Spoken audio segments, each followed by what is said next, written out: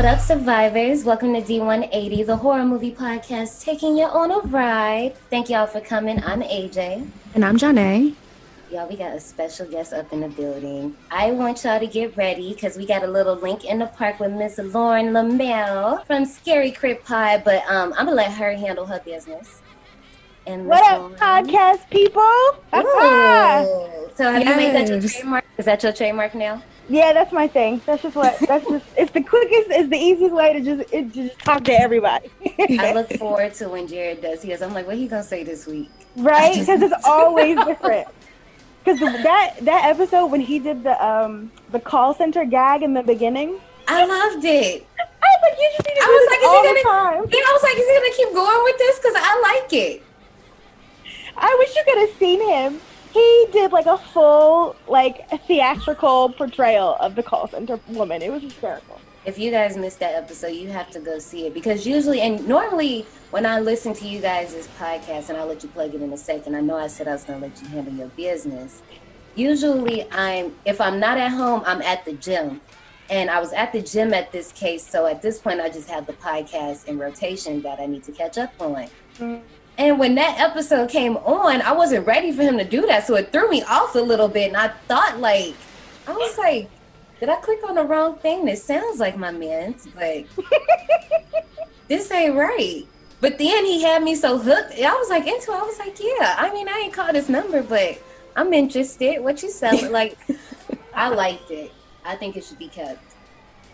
Yeah, we're working on some things and rebranding some of the stuff. So I have to have a meeting with him this week anyway. So I'm going to talk. I'm trying to peer pressure him into making a streaming, a Twitch channel. Mm-hmm. So maybe we can all peer pressure him into being a call center person all the time. I'd watch it.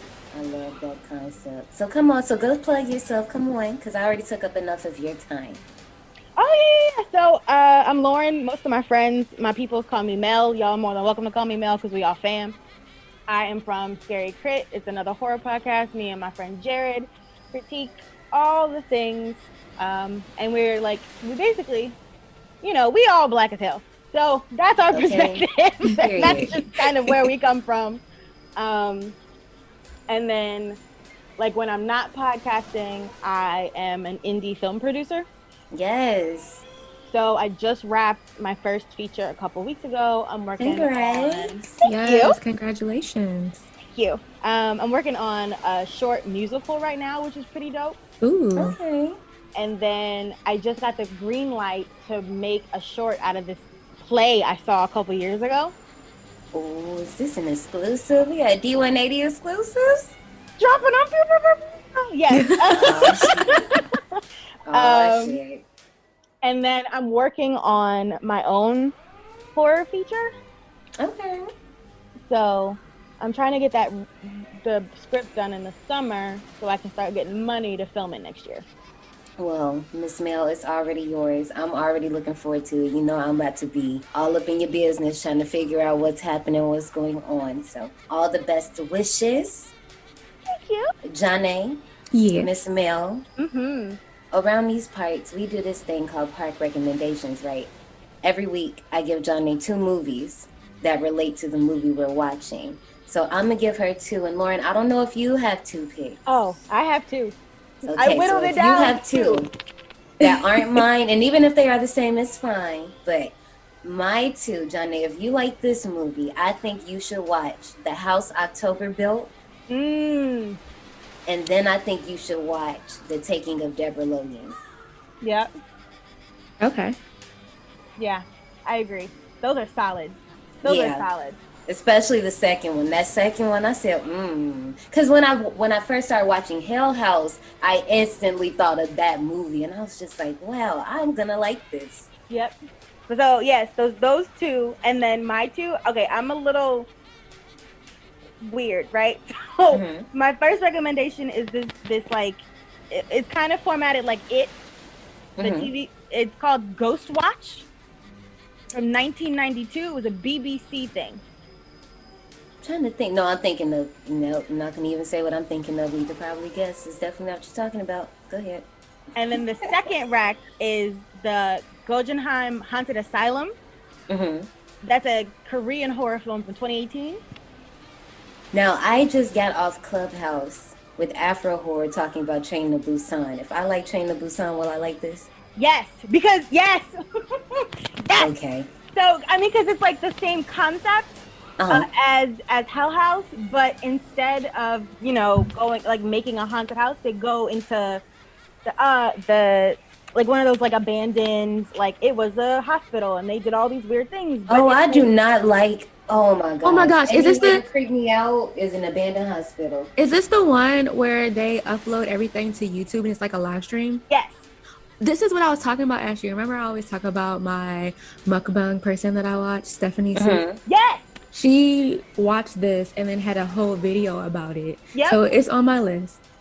Oh, no, I have to watch this because I haven't heard of it. And anyway, like I said, any way to freak me out is to put me in an abandoned hospital. First of all, don't, because I would never go read it. But that's just, no. Speaking of haunted places, this movie, Hell House LLC, this is my first time. Well, I watched it for the first time a few months back, I think. Mm-hmm. It was around the time, it was right before we talked about it, Neil. It was right before then that I seen it. Because I had to, when we picked it for the list, I wanted to make sure that I didn't want to save it for another thing. So I was like, let me go ahead and watch it just to see, like, and there are other things I could have put this in, but I was just like, no, I want to talk about this now because what the hell is this movie? Johnny, this was your first time watching it, right? Yes, it was definitely my first time watching it. Well, Lauren, you tell us about your history with the movie. So this is one of those movies. You ever be at home and you just bored and you just scrolling through, and you're like, what the hell is this? Click. Mm-hmm. Yeah. That's what happened a couple of months ago. And so I was like a random Thursday night and I just watched it and I was like, what did I just fall into? And then I binge watched all three of them. You know what? I was going to ask you because I've been hearing things about this franchise. And what do you think? I haven't seen them yet. I loved the first one. The second one is dumpster fire hot garbage. And that's what I heard. And what about that third one? I didn't like the third one either, but it was better than the second one. And see, that upsets me so much because it's like, okay, this movie, I really liked it because, and I'll probably mention this a few times throughout the show, it's more than just it takes the haunted house. I love a haunted house movie, and it literally turns it on its head. You know what I'm saying? Like, it's way different from the conventional knocks and bumps in the night. And just to add found footage to that, which, as I mentioned before, is one of my favorite genres, we got a bomb movie as far as AJ goes.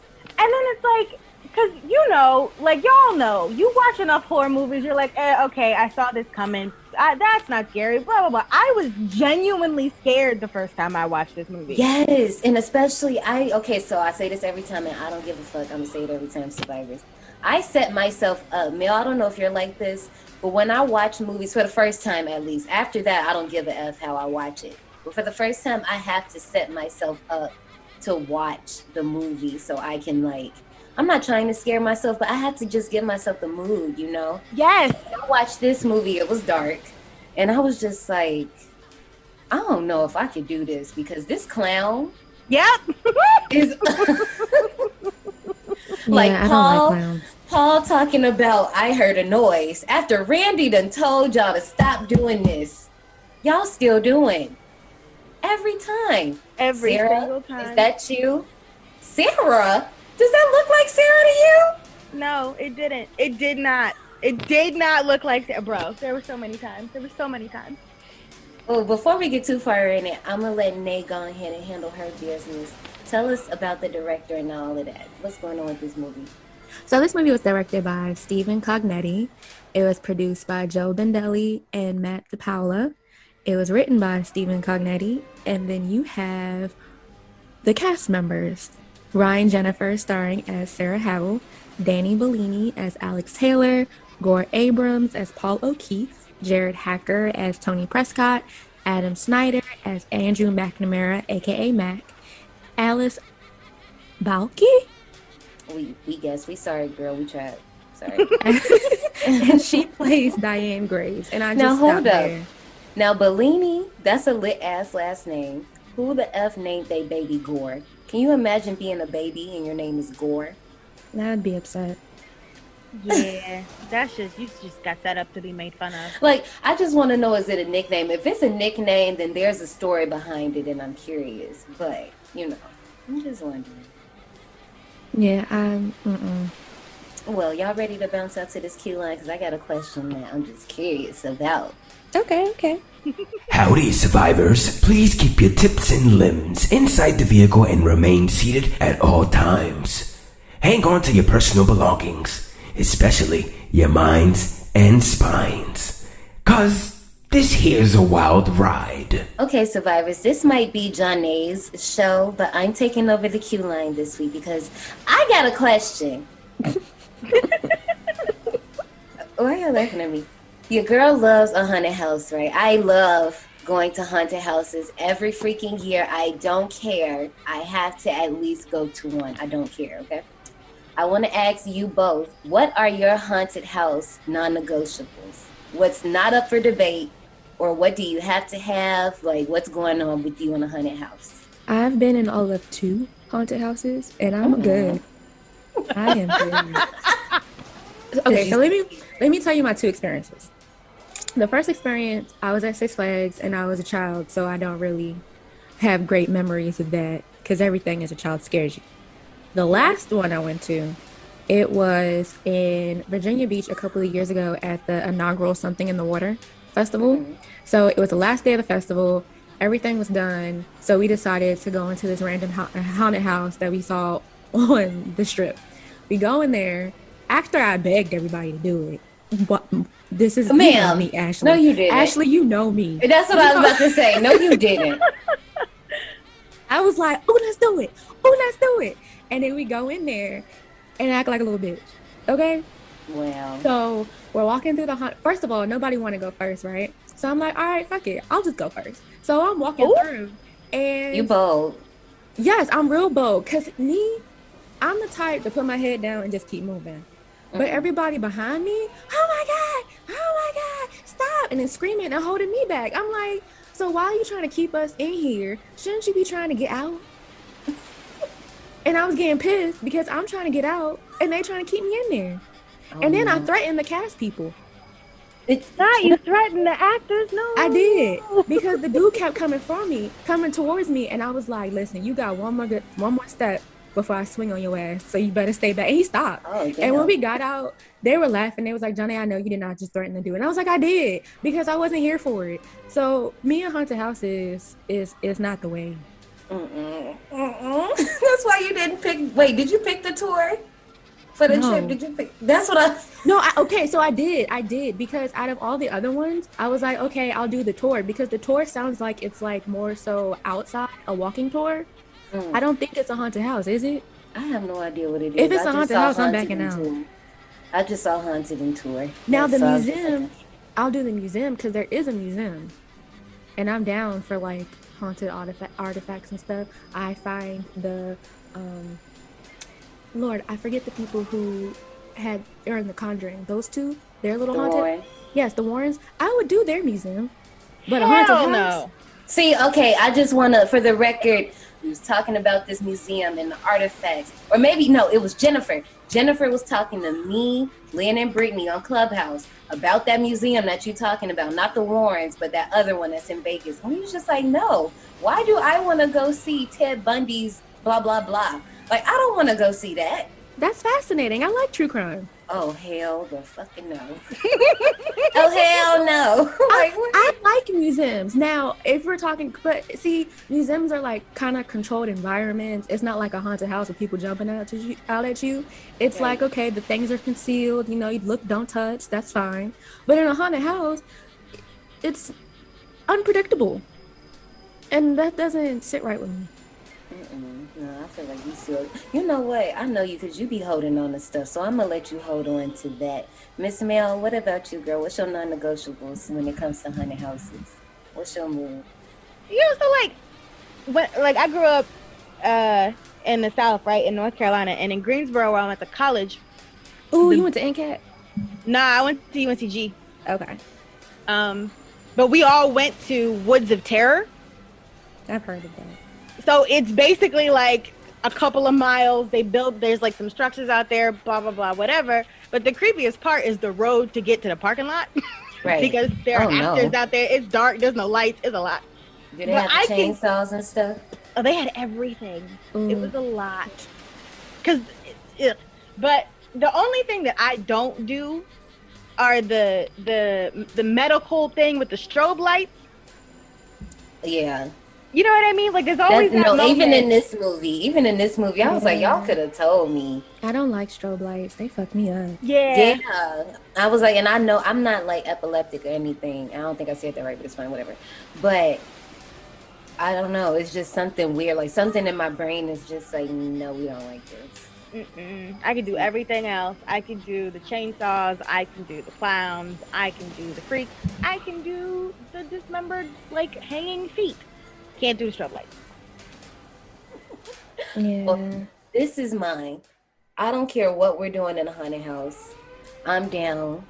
9 times out of 10, I might be the first one because normally they know the first one is about it, and not in John A's case, but in most cases they not gonna mess with you because they know you the one that's probably whoever's in the middle and all the way second to last. Them the ones that's the most scared at most times, you know. So do not grab me. Yeah, I don't like that either. Unless you're a small child, which Not that's a small understandable. child. Because you know, like, I mean, like, I'm not gonna stunt. I think I went to my first haunted house. I know I was like 7. I know I was super young, and I think it was like at the Genesis Convention Center back in Gary, Indiana. So it was some mid. It wasn't like no real scares, but you know, you still gonna jump if something pop out. You know, it's just a natural reaction. We humans. So if you're a small child and you know you jump on me, or you know, that's fine. But if you're grown as hell, do not grab me, because 9 times out of 10 you're bigger than me because I'm smaller than everybody else usually. So you're doing more harm than anything else. The next thing, definitely bring some type of fanny pack because my ass lost my car keys in a corn maze. Oh, what? Oh no! Oh, let me tell you, I'm gonna make this real quick so we can go ahead. Okay, so I used to work at a radio station, as I always say, and I got hooked up, or I hooked myself up with some haunted house tickets. And I took my niece and nephew, Kadar and Nala. So at the time, I had this little RAV4, and I used to do this thing, and I had 2 keys. Now, at this point, I only had 1 key. And that key was broken at the top, so it did not fit. It couldn't fit on the key ring. It was literally just a single ring. And we're at the haunted house. I put the key, and you know how jeans have that one dumbass small pocket? Yeah, the pointless pocket. Yeah. I was like, oh, pointless pocket. Here's your time to shine. Let me put this key in this pointless pocket. It's small. It's going to fit. It's going to stay, right? We done messing around at this haunted house. It was very fun. I think Hannah Haunted Acres. Shout out to y'all. We go back to the car. I pat myself down. There is no key. And there's no telling where the key fell out because we were all over the haunted house. It's dark. It's not like they can just look for one single key. Child. Okay, I'm about to tell y'all something in this podcast. Y'all better not. Don't judge me. I had to text my sneaky link and ask him to give me a replacement key, and he did. So that's how I'm here today. And yeah. that is one for the book. Yeah, bring a fanny pack because you know stuff. Now like you that. know I'm good for fanny packs everywhere, as you can see. Yeah, you are. Yeah, no, you will be loving you a fanny pack. My favorite fanny pack is a 90s JanSport highlighter, pink and yellow one. Now, a JanSport, Durable. I don't know if you youngins out there know about JanSport, Durable. Okay. but you will never, I ain't never seen a bad JanSport bag product. Be the rest of my life. Okay, I could probably still find a couple at my nana's house. Yep. Love them things. Ooh. Well, I think we need to take our little fanny packs and move right along because I'm ready to talk about this movie because I got shit to say. Y'all ready? Let's go.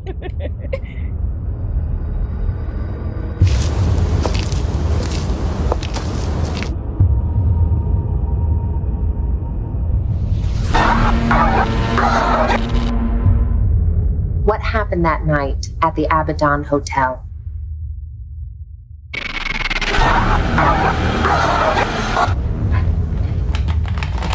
What is that? It's everything. Sarah, have you watched those? No. So you have no idea what's on them? How beautiful is this? Hell House. Look, there it is. There we go. What was that? I don't know. You have heard the rumors about this. There are no rumors What about rumors? this place. No rumors. We talked about this. It's supposed to be haunted. All right, dude, lock me in. Well then, Godspeed. Hey man, how many freaks did we have? 3 freaks. What's going on? Are you sure? 5.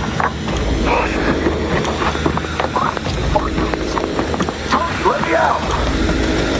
Let me out, Tony! It was when we started sleeping there that things started to change. Mac, you hear that, right? I'm telling you, we have to call it off right now. We have no business being here. Alex is more confident than ever. I think we're next. Go back up! Go back up!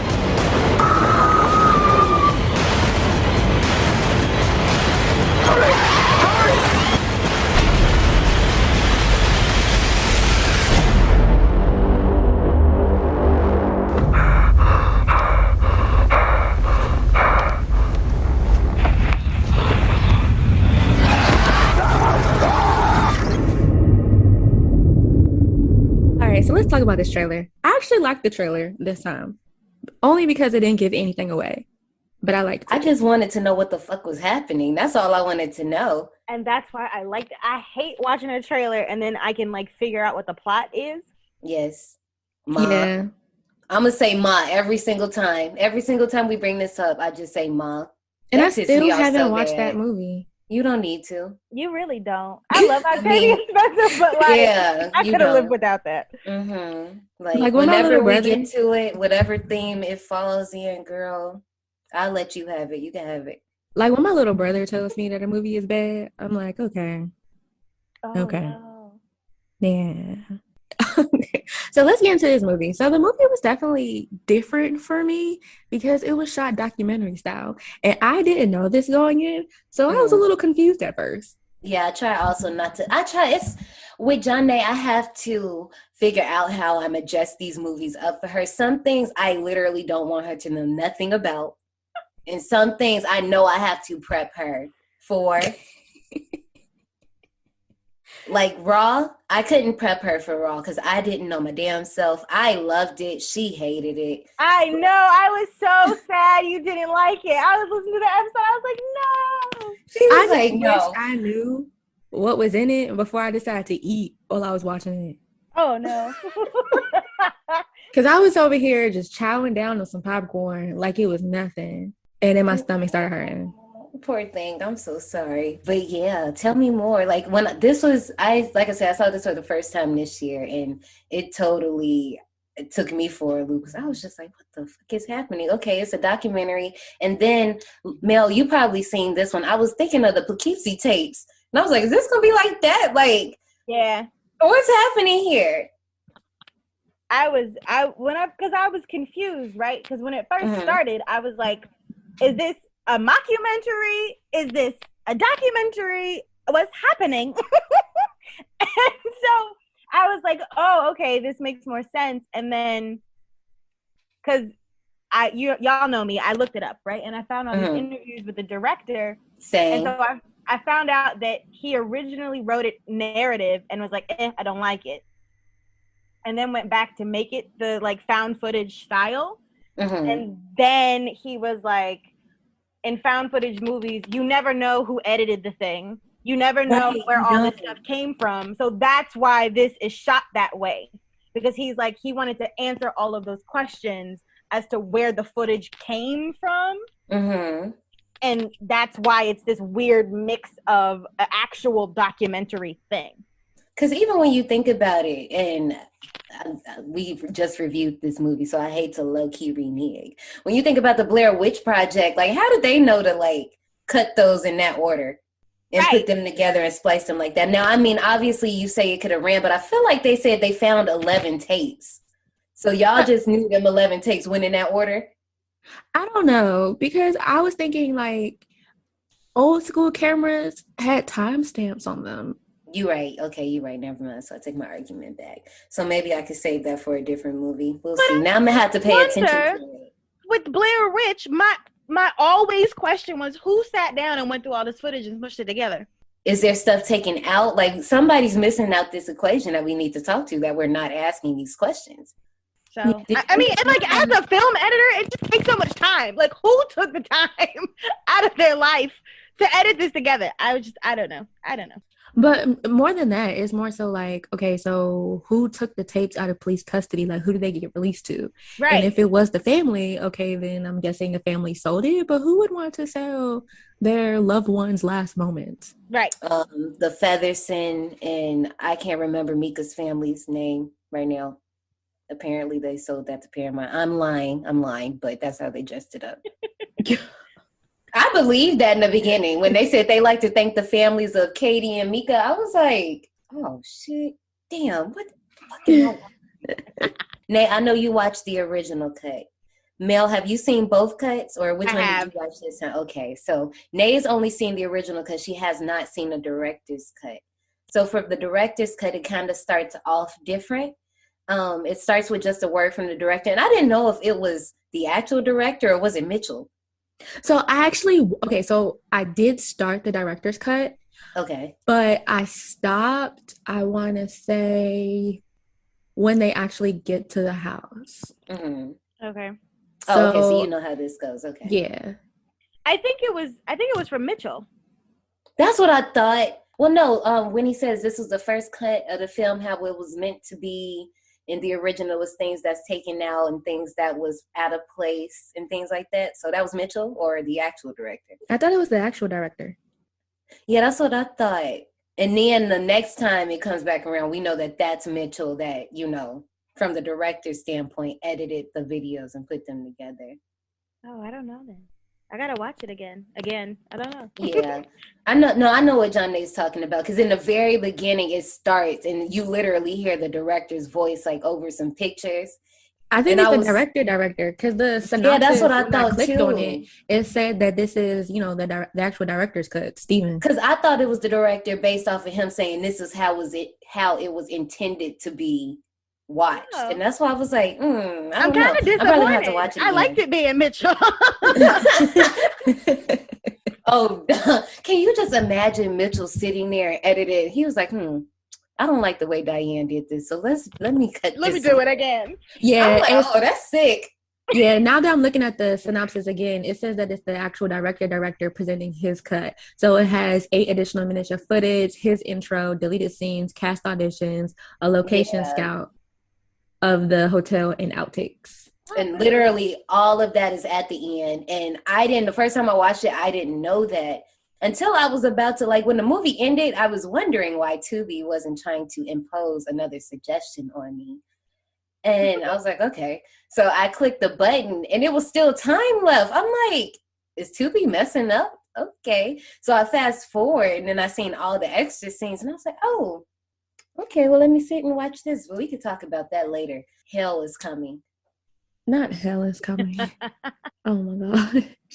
So the way the movie starts out, like we've already said, is documentary style. And so you find out that this movie is a documentary regarding the events of a Halloween haunted house attraction gone wrong. There's a lot of back and forth like how documentaries go. So you're getting news footage, you're getting footage from Diane and Mitchell. Diane's the documentary producer, then Mitchell is the documentary director. Then you're also getting YouTube footage from some YouTuber. YouTubers who attended to the attraction. Yeah. Then you also have interviews from eyewitnesses.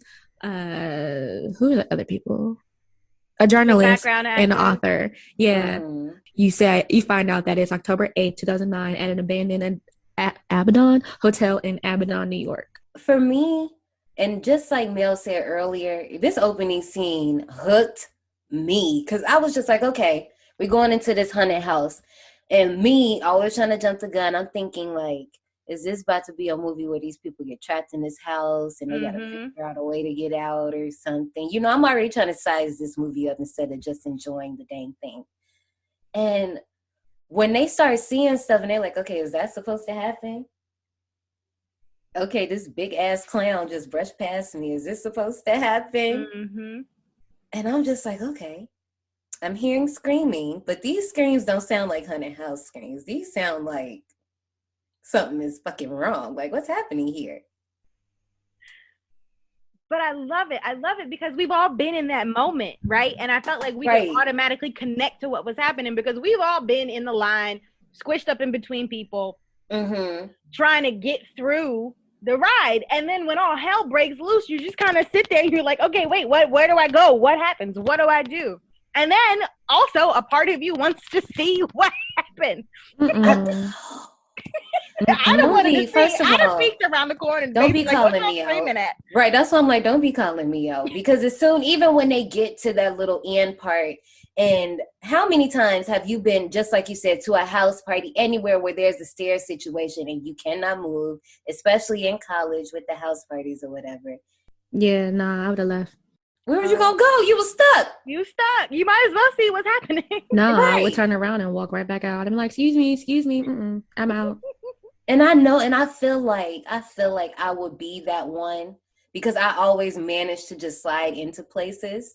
I feel like I would be the one that wants to know what's going on and then quickly regret my decision because somehow, you know, everybody is getting out, shit's getting knocked over, and we still don't know what happened.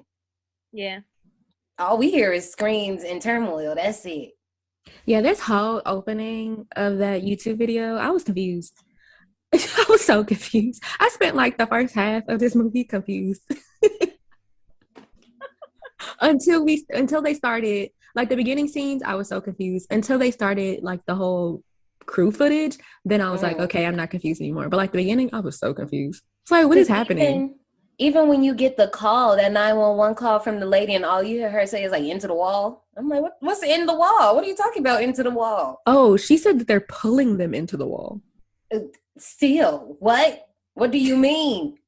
Yeah, because if I was a 911 operator, I'd be like, bam, it's too early for the jokes. What are you talking about?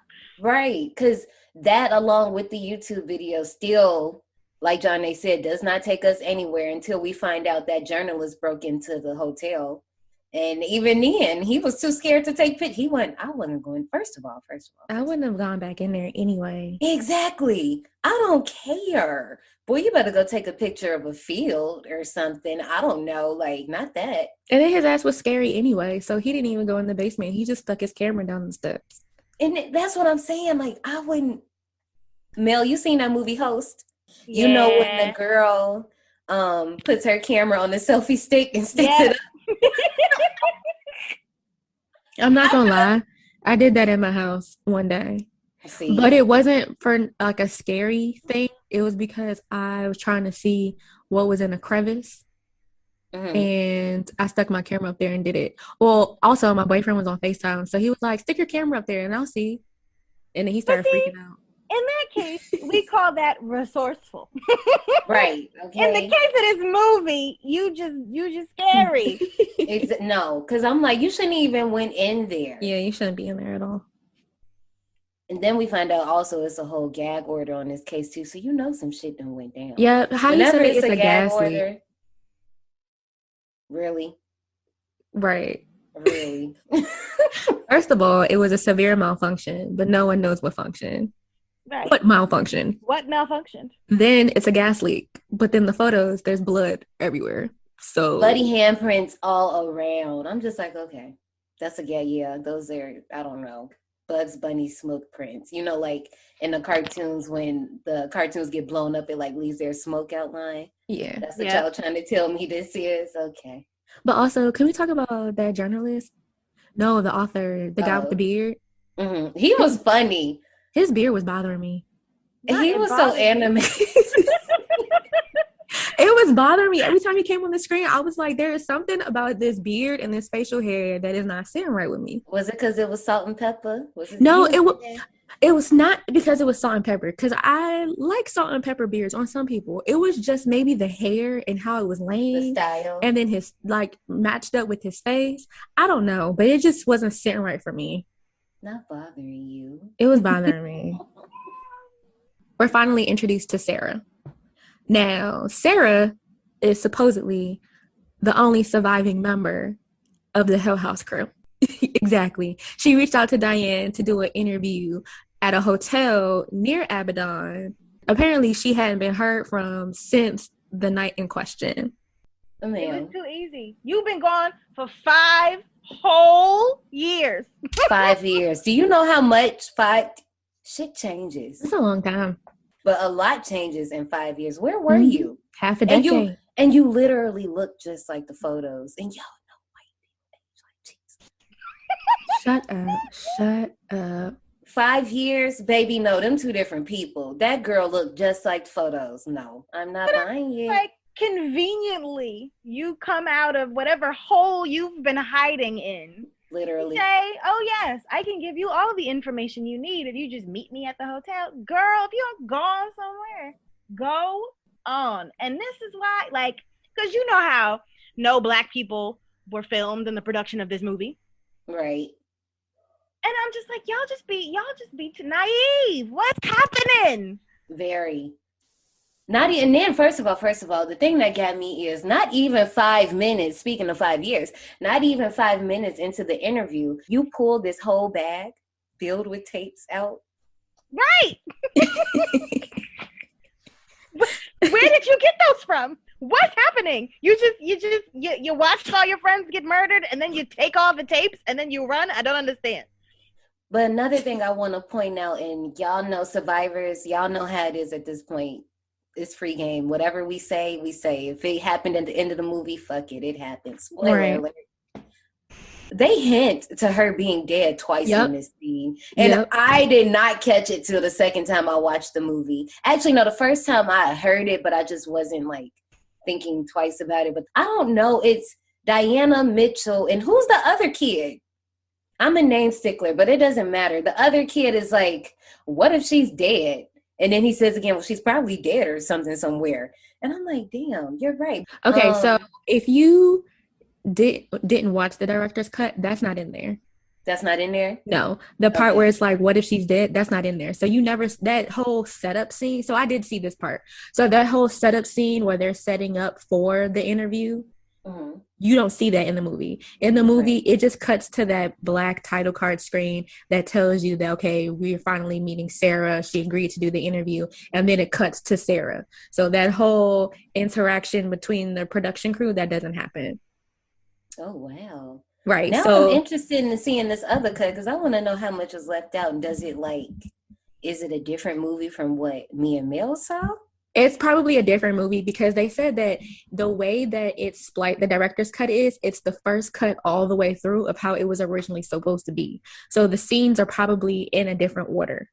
They are a little bit, from what I can remember right now. And you're right. They make it so that you think Sarah is alive until the very, very end. Yes. You don't find out that Sarah's dead until the end. So the only hint that I got watching the original version was that she said that she's been mostly with friends and family and that she's in a better place now. Most times, when people die, like, they're in a better place. So that was really like your only hint that she was dead. Remember, Diana says something to them about make sure the lighting in the room is good. And when Diana's sitting there, we can see her entire face like just lit, right? But when Sarah sits in that same spot, her face is shadowed, but it's in the same spot where her face was messed up at the end. Yeah, so that's not, you don't get that watching the original. Oh. So do they, like, you know, Sarah's talking about she kept these tapes. She was the one to get to him first and never bothered to give them to the police. And you ain't watch them, girl. You think I'm finna watch them? No. So yes, that's the same. No. And then, of course, this is where the actual found footage part of the movie starts. So you get the crew in their car ride up to Abbadon to set up the haunted house attraction. And Paul is the main one that's recording throughout the movie. And this is when you're introduced to everyone else. You have Paul, Mac, Alex, Tony, and Sarah. So Can I just talk about how Mac is called Andrew in the credits, and they don't not one time called his boy Andrew. Yeah, that's why I said that his name is Andrew McNamara, aka Mac. Yeah, I'm like, that really made me mad, because the second time I knew what I was paying attention to. But it was one time I think it was earlier, and I was trying to like take my notes. I'm like, what the fuck is Andrew? This house is down. First time out. Time to fuck out. How the hell Sarah ain't know the answer was I Am Legend? Do y'all know what I'm talking about when they had her guessing the movie? Yeah, because Sarah, please. I mean, do you have to really ask? Actually, she was acting off this entire movie, and I was just surprised nobody caught on to that before then, because I'm like, it's something wrong with this girl. And I knew she was going to be the one to get taken. Yeah. I pegged that from the beginning. When we were in the car, I was like, they gonna get her. I was like, you gonna die, girl. Because it's always the women who get possessed. Yeah. Not always. Yeah, I was trying to think. I was like, is that true? Shining. Oh, yeah. That's true. Oh, thing. But no, in this case, I was like, that man don't care about you. And you out here. Oh, man, you gonna die. Let me tell you all the ways Alex is shitty. First of all, when he bring them up in this house, and they all like, we don't think this is a good idea because you said this was an abandoned house. This shit look condemned. Exactly. You're like, no, it's a haunted house. Now I know I'm a Libra and I'm always yelling aesthetic, but baby, no, no. Mm-mm. Of course, they find a picture plate that looks like Sarah. Of course, it looks like Sarah. And then, of course, the walkie-talkie receiving a frequency up in the attic. Yeah. I was like, okay, so we just getting a lot of setup. But then, I mean, basically that's what they're doing. They're showing us how they're setting up the haunted house, but we're getting a lot of foreshadowing and setup for other things that's going to happen later. But the one thing, why did y'all not leave when y'all walked in that basement and saw all them damn that one big ass pentagram and all them damn Bibles? Man, because I'd have been out, boy. Hello. But I thought it was okay. Found out because I'd have come downstairs and I'd be like, yo, Alex, you did this? This is dope. Oh, no, man. They came at it. All right, I'm out. I got to go. What? I wouldn't even say nothing because, you know, ghosts don't let you leave and spirits don't. I would have been like, oh, I'll be right back. Yep. You hear the car start up in the back. and they were never seen from again. Nope. Bro, I was like, but then also back for no interview. You kind of miss like when they're walking to the basement to meet up with the rest of the crew, the camera caught a hooded figure standing in the corner, and it actually made sure to rewind to show you that there was someone standing there. Just in case you ain't see it, just in case, because no. Yeah, and that actually no. I say that actually tripped me out because I did see it and I was like, is that somebody standing in the corner? And then it rewind and I was like, oh, yes, okay, yeah, it is. Okay.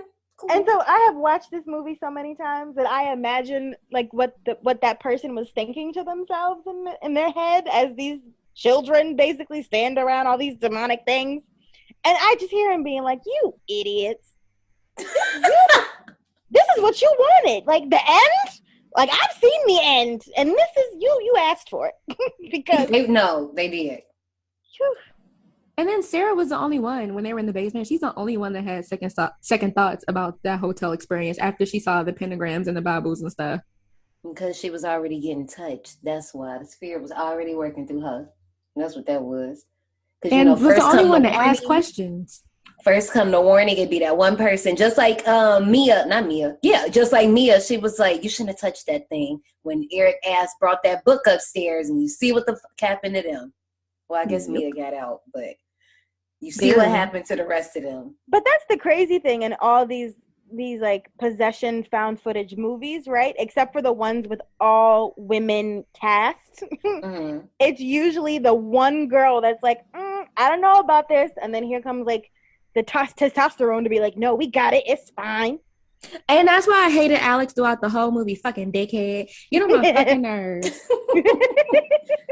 Cause oh my God, cause then even like after a few weeks, once Tony gets the electric running, why does he have them stay there? And why did y'all agree to that shit? I would have bought my own hotel.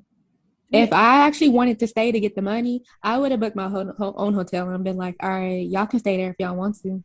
Y'all done. Listen, no, because then they talk about, he's like, to get you guys motivated for the fun house because we don't want to repeat of what happens in Queens. I'm like, I don't give a fuck what happened in Queens. Why am I staying in a haunted house? First of all, right? When he said that, I was like, who the hell made a haunted house in Queens? No one is going to Queens. I'm not going out to Queens for that. That's why that failed. Second of all, like y'all said, you can stay your crusty dick in here if you want to.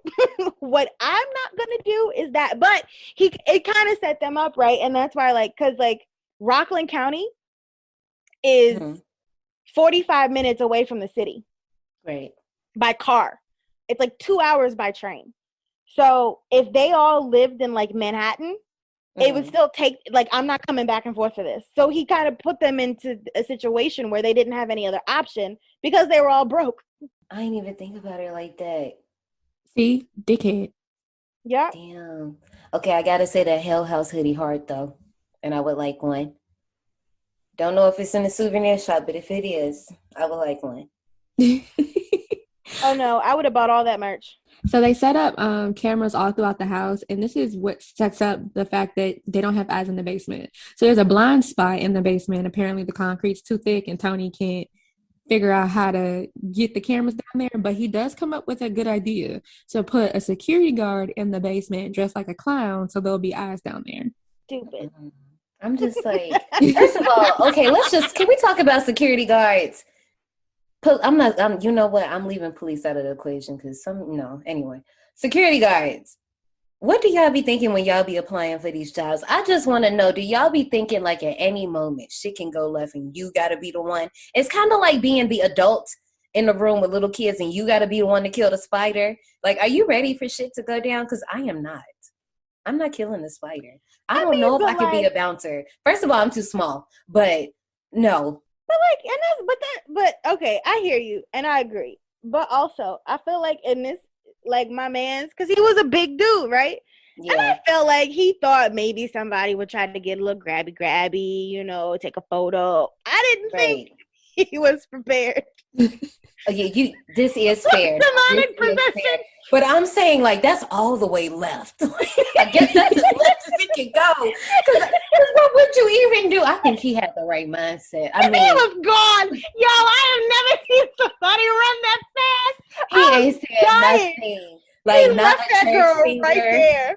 Like, he was out. Like, the girl was like, that's supposed to happen? No. He said, I'm gone, boo. I'm sorry. Like, oh my goodness, poor thing. And the scene that comes up with Paul helping Tony with that prop. And then this scene tripped me out because I was trying to figure out when Paul sits down the camera, right? You already know a scare is coming. You just don't know where the scare is. Mm-hmm. So Paul's helping Tony. They hang up the little prop. And Tony's like, go get Alex so he can see. And Paul leaves past the camera, so back out in front. I want to say as soon as this happens, like the door opens that's behind them. And as soon as Tony notices it slams shut, which will be a thing in this movie. Doors slam a lot. So I just want to point out that is not in the original. It's not? No, Okay, ma'am. okay. I'm gonna finish this scene, and then you tell me how it is in the original because I want to know.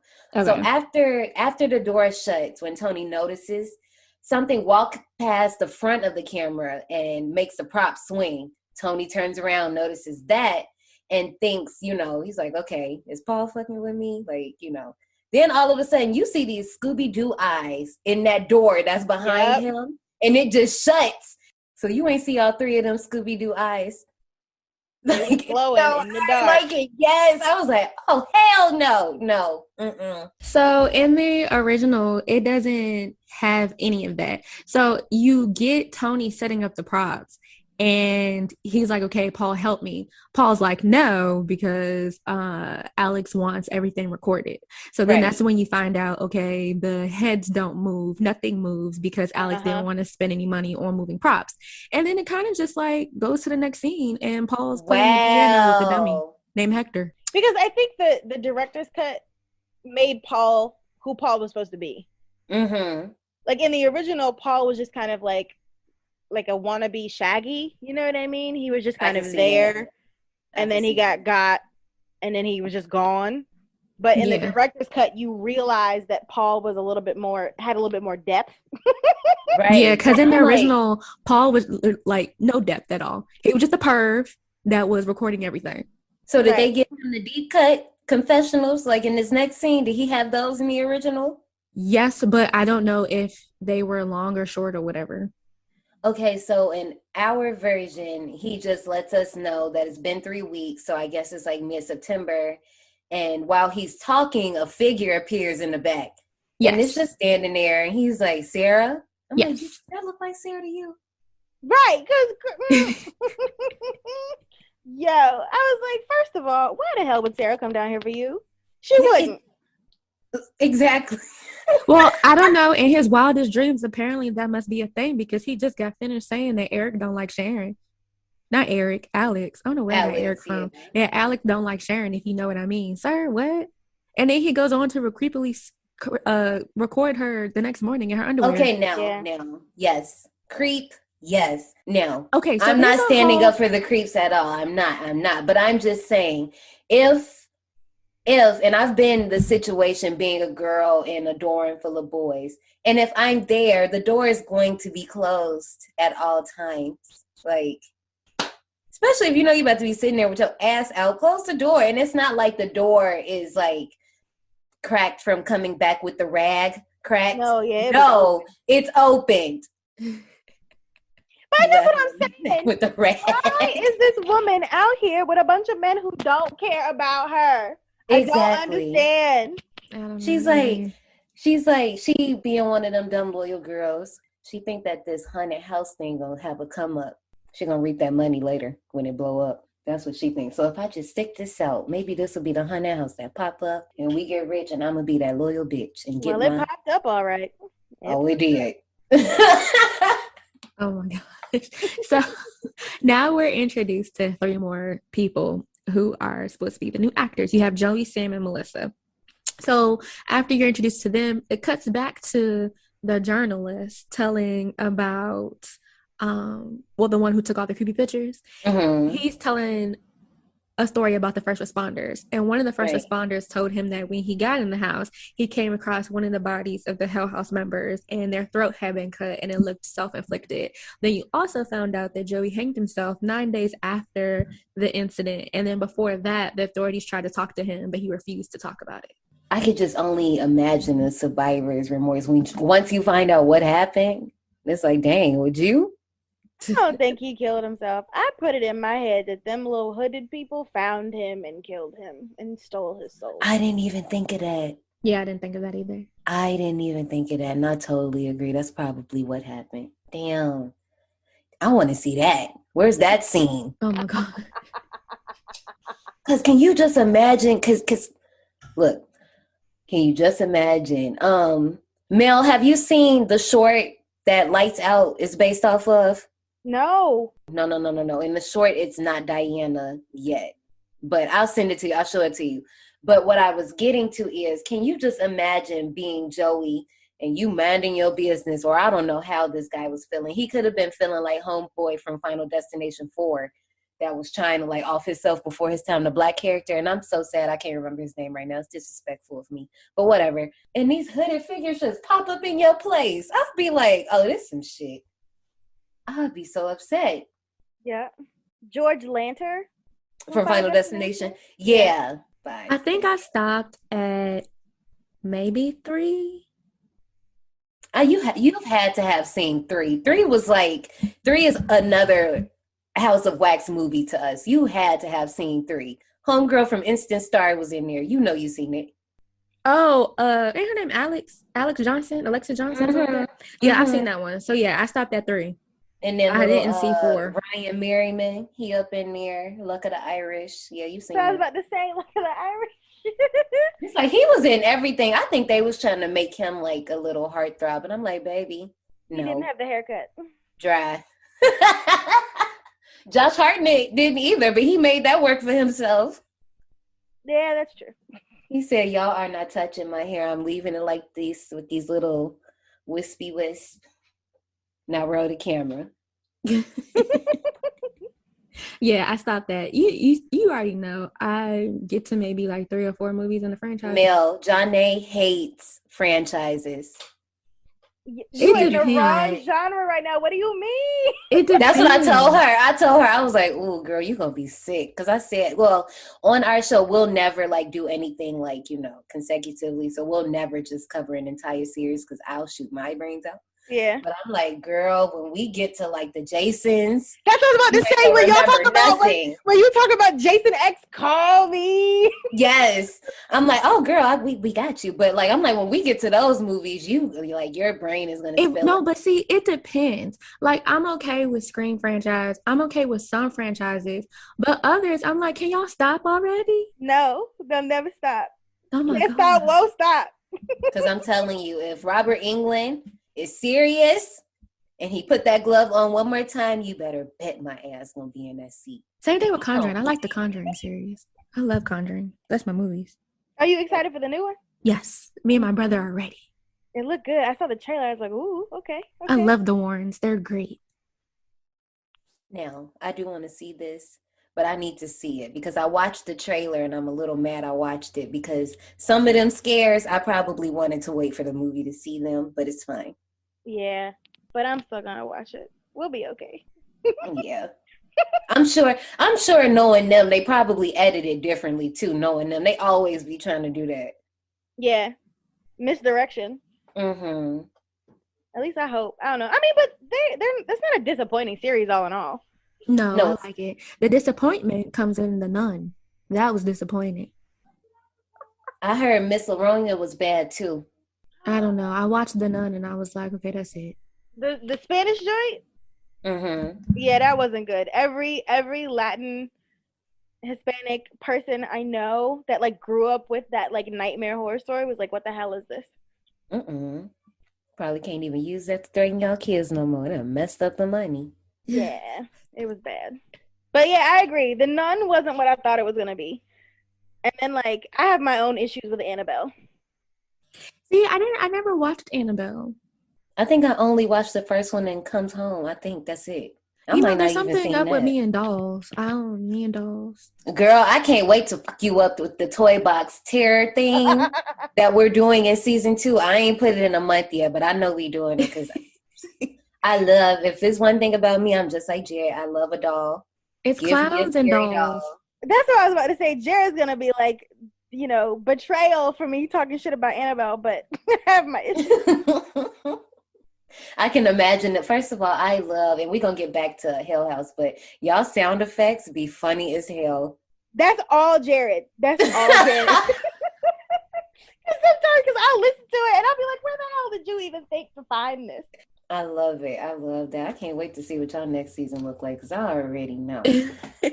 I am excited. But you know who not about to get a next season? Miss Melissa sitting on. First of all, why did they have her sitting on this couch like this? And it probably was Paul because he was making it creepy. But I'm like, Casting couch. Yes, I'm like, is this the casting couch? But she was feeling that too because Paul was being so creepy. I'm like, Paul. And then, first of all, You're being so intrusive. And then you're going to ask her how old she is? But That is like douchebag 101. I told you, he just is a fucking creep. Perv. yeah, but this is also the part where, Melissa herself, she kind of F up the money a little bit because she puts it out there like what happened in the house. Because apparently Alex had been keeping it a secret. But she was so casual with like, yeah, like people died here. What do you mean? Right. You didn't know? Let me Alex tell is you like, in detail. Yeah, no, this is not. These are just rumors. Get out of here, Paul. And then she was like, no, like that happened. Right. And this Alex is was when, probably in his head like, bitch. See, this is when I realized that I couldn't work with Alex. He's sketchy, can't be trusted. He knows the history, and he just didn't want them to back out. Idiot. Right. Because you know what? Now that we're discussing it, like I ain't watched the movie a couple times, I like it more because you're really like, okay, well, what happened?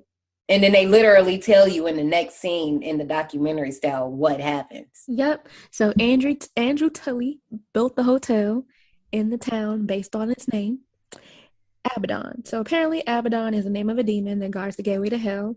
And in this so-called hotel, the guests disappeared.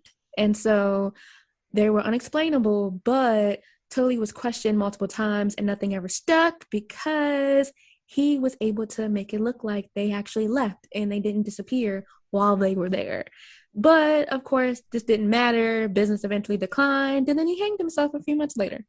You remember that scene in All Dogs Go to Heaven?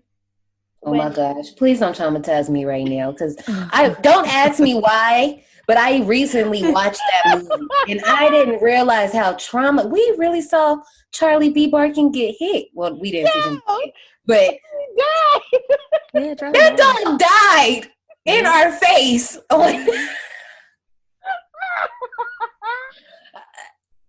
So okay, like went on. I got another reference. You remember in Aladdin when Jafar was like, "Make me a genie," and then he got like sucked up into the lamp. Mm-hmm. Yep. I feel like that's what happened, but instead of got sucked up into a lamp, he was hung. Sucked into hell. Right, because like the demons was like, "Yo, bro, you promised us like 4 souls a month.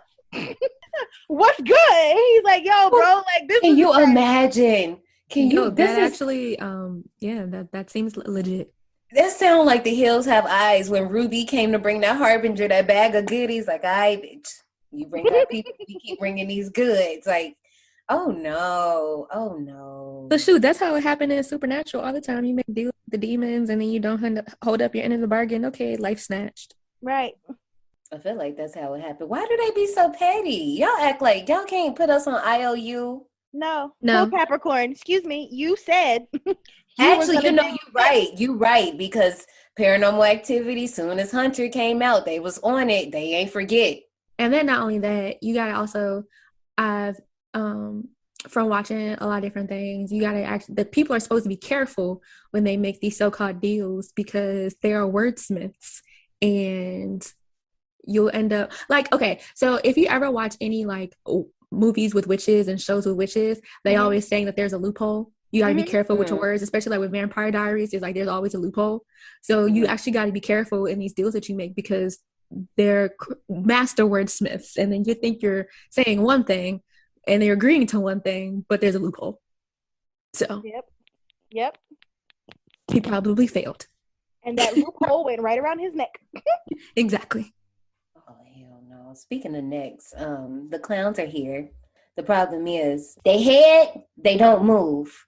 So it makes them actually look cheap because they really look good. But I guess since their heads don't move, Alex ain't too happy about that.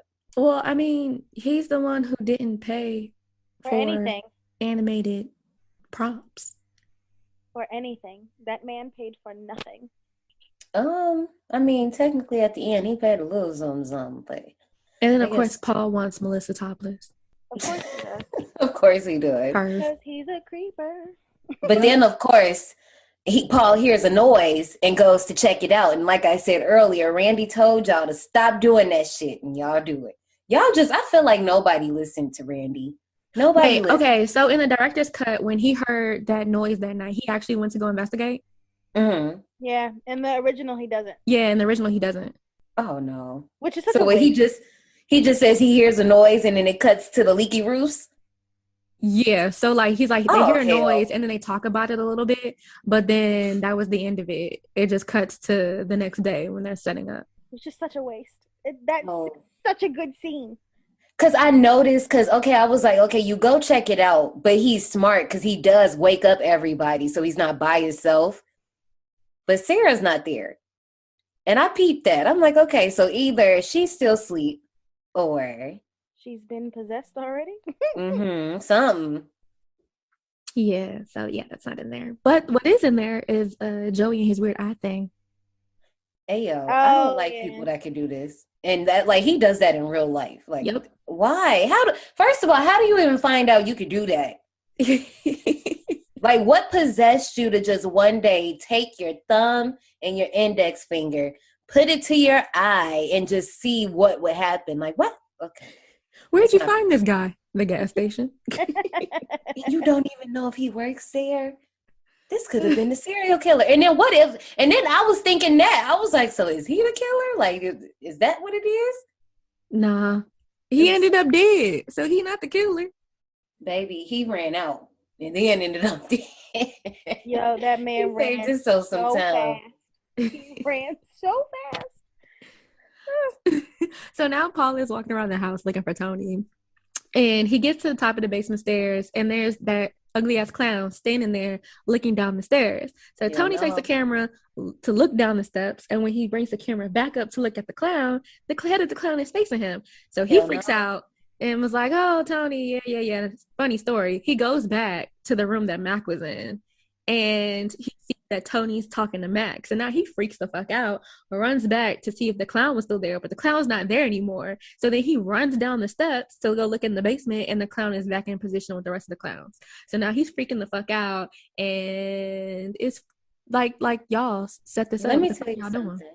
Let me tell you something. Paul, you a bold MFer to go all the way downstairs. Alone. Exactly. Cause see, one thing about me, baby, I don't do dark basements. I don't care how much of a horror fan I am. I don't care how many horror movies I watch. You will never catch Ashley walk in a dark room. Do you Period. know I have a giant flashlight in my home because I told myself I would never be that person with a tiny flashlight in a dark room. See, I have you a lantern. You Yep. smart. Lantern, big floodlight, the whole thing. I need to Like- get like y'all. I need to get like y'all because Costco. I have to admit that I'm the one that's using my iPhone light, and it's probably not a smart idea. I got the lantern and I got headlamps. I got 3 headlamps, and those are the real industrial headlamps too.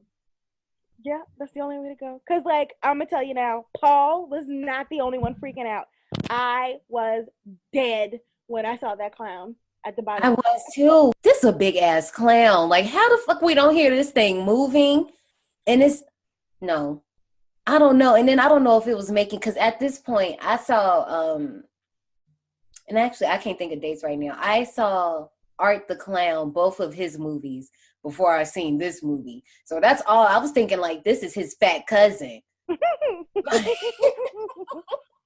It's his fat cousin sketch. And I'm just like, I don't like him. Well, nobody did. And then you're right. Like, the fact that he went all the way back down there, I've been like, bro, just leave it. And touched it. Like, tap the head. First of all, it's one thing if you think you about to catch me in the basement. But for me to go in the basement, walk up on the clown and just smack it, what if that bitch just grabbed you? And no. That would have made for a good movie. Even, and y'all can, okay, look, on this podcast, I don't care. Because none of y'all gonna say it to my face, okay? Especially because of COVID, 6 feet dusties. When I come back upstairs, I run upstairs. I don't walk. And so when he came back up the stairs, I thought something was going to yank him down the stairs. No. I don't do that. Anytime I go into a dark basement, I have to have a light. Soon as I flip the switch from the basement and the light goes off, I run because you have 0.5 seconds before the demons come get you. I don't know if y'all know that out there, but no. How did you get to 0.5? I don't know. That's just how much time you have. I'm telling you, Sue, if you're at the bottom of the stairs and your destination is the top, but you have to turn the lights off before you, bitch, you better get to fucking stepping, because I'm telling you, something is going to grab them little piggies and you're going to be pissed. Now, if it happened, don't say I didn't warn you. Oh, I guess you won't be able to because you'll be with the little demon daddies, huh? Oh my God. So Paul shows this footage to the crew, right? And of course they don't believe him, and they think that he set this up somehow. And that was so fucked. I would smack all of y'all. I would fight every single one of y'all. How? There was nobody in the house. They don't move. But yes, there was nobody in the house except Mac, Tony, and Paul. Yeah, because Alex and Sarah went into the town, and hell, if so them they're two saying was that right he there, set it up somehow. But Paul, you knew that you weren't there, and Tony, you knew that you had nothing to do with it. So everybody fake. And then he tried to play him talking about some, okay, Romero. No, bitch, this is real life. And then when they went to go set up for their commercial, I'm just trying to shoot. Commercial. You know what it was?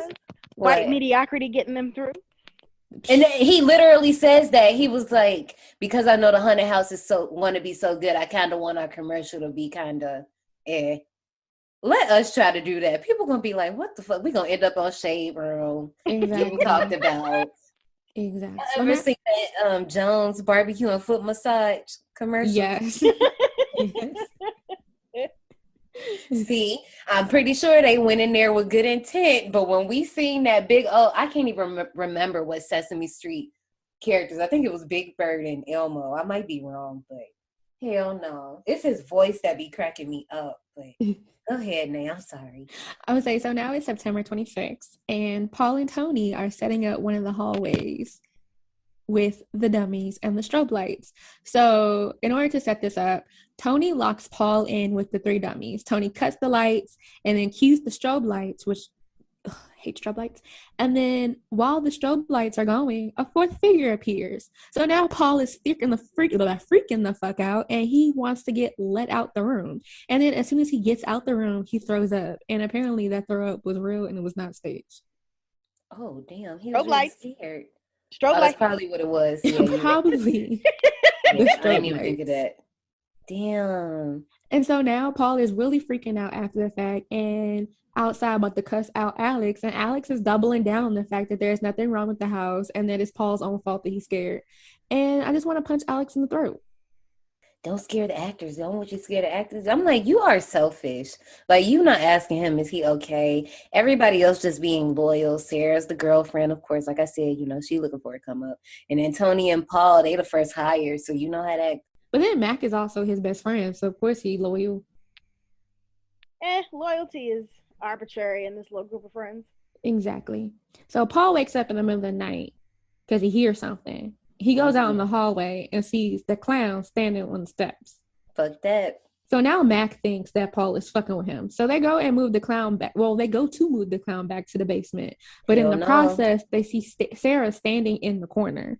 So they lean the clown up against the wall to go get her. And she's saying shit that they don't understand. And they're like, okay, wake up, snap the fuck out of it. And she snaps out of it and is sad and hysterical or whatever. But when they turn around, the clown is gone. First of all, it was cracking me up because they didn't do anything but just play whatever she was saying in reverse, and you can literally hear it. That is just in reverse.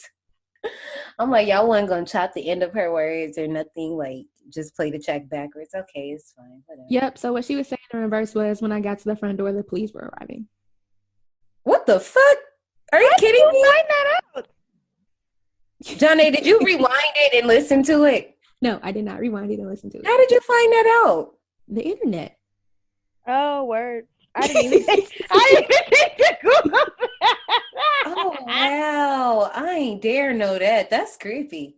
Yeah. So she was standing there facing the wall, saying backwards, when I got to the front door, the police were arriving.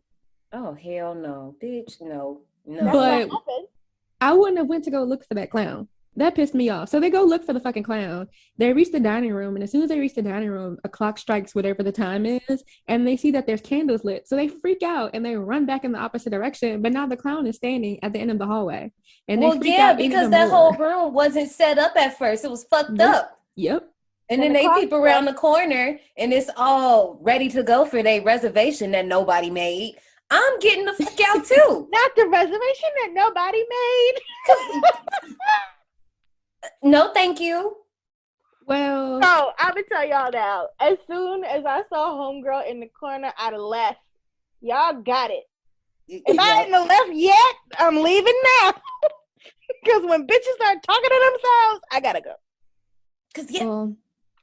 And then I'm like, go get her boyfriend. No, screw that. I gotta go. Apparently that didn't really matter to nobody because it didn't matter to Sarah and it didn't matter to Alice because she fucking didn't leave. The next day she's outside getting hugged on by Alice. He's comforting her, but they still didn't leave. I was trying to figure out if that was Alex or not. I wasn't sure. I didn't because Paul is like deep in the cut. And I was like, somebody cheating on somebody here, but you right. Nah, it's Alex. I was curious. You know me, I'm a messy bitch. So now it's 3 days until opening, and Paul is over all of this shit. He's telling you this is like his little midnight confessional, and he's saying that Sarah don't look good anymore. Of course not. She's possessed.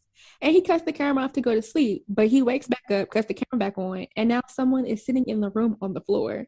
Hell no. Instead of getting the fuck like any normal sane person, he hides under the covers like a dumbass. Actually, I think I would do that too because she's where you in front gonna of the go? door. Right? Where you gonna go?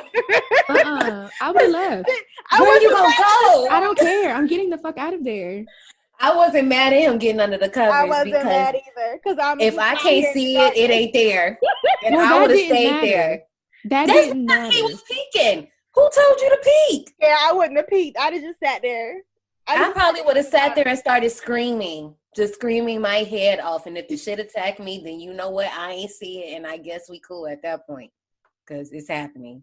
Because Well, and then who? Wait a minute. Rewind really quick. Whose journal was that Paul found before this happened? That was filled. I think it was the woman's.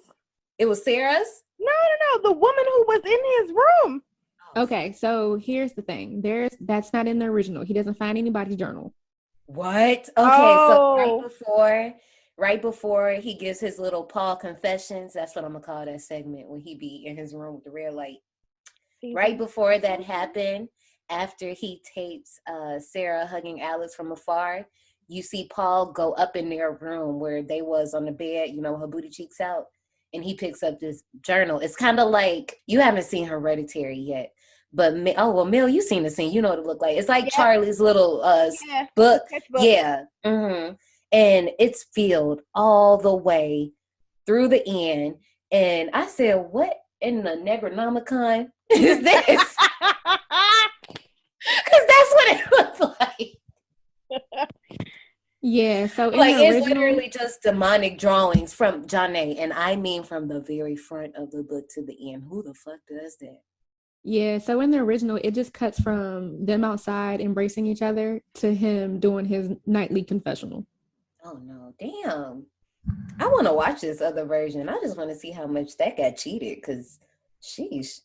I mean, there was 8 deleted scenes.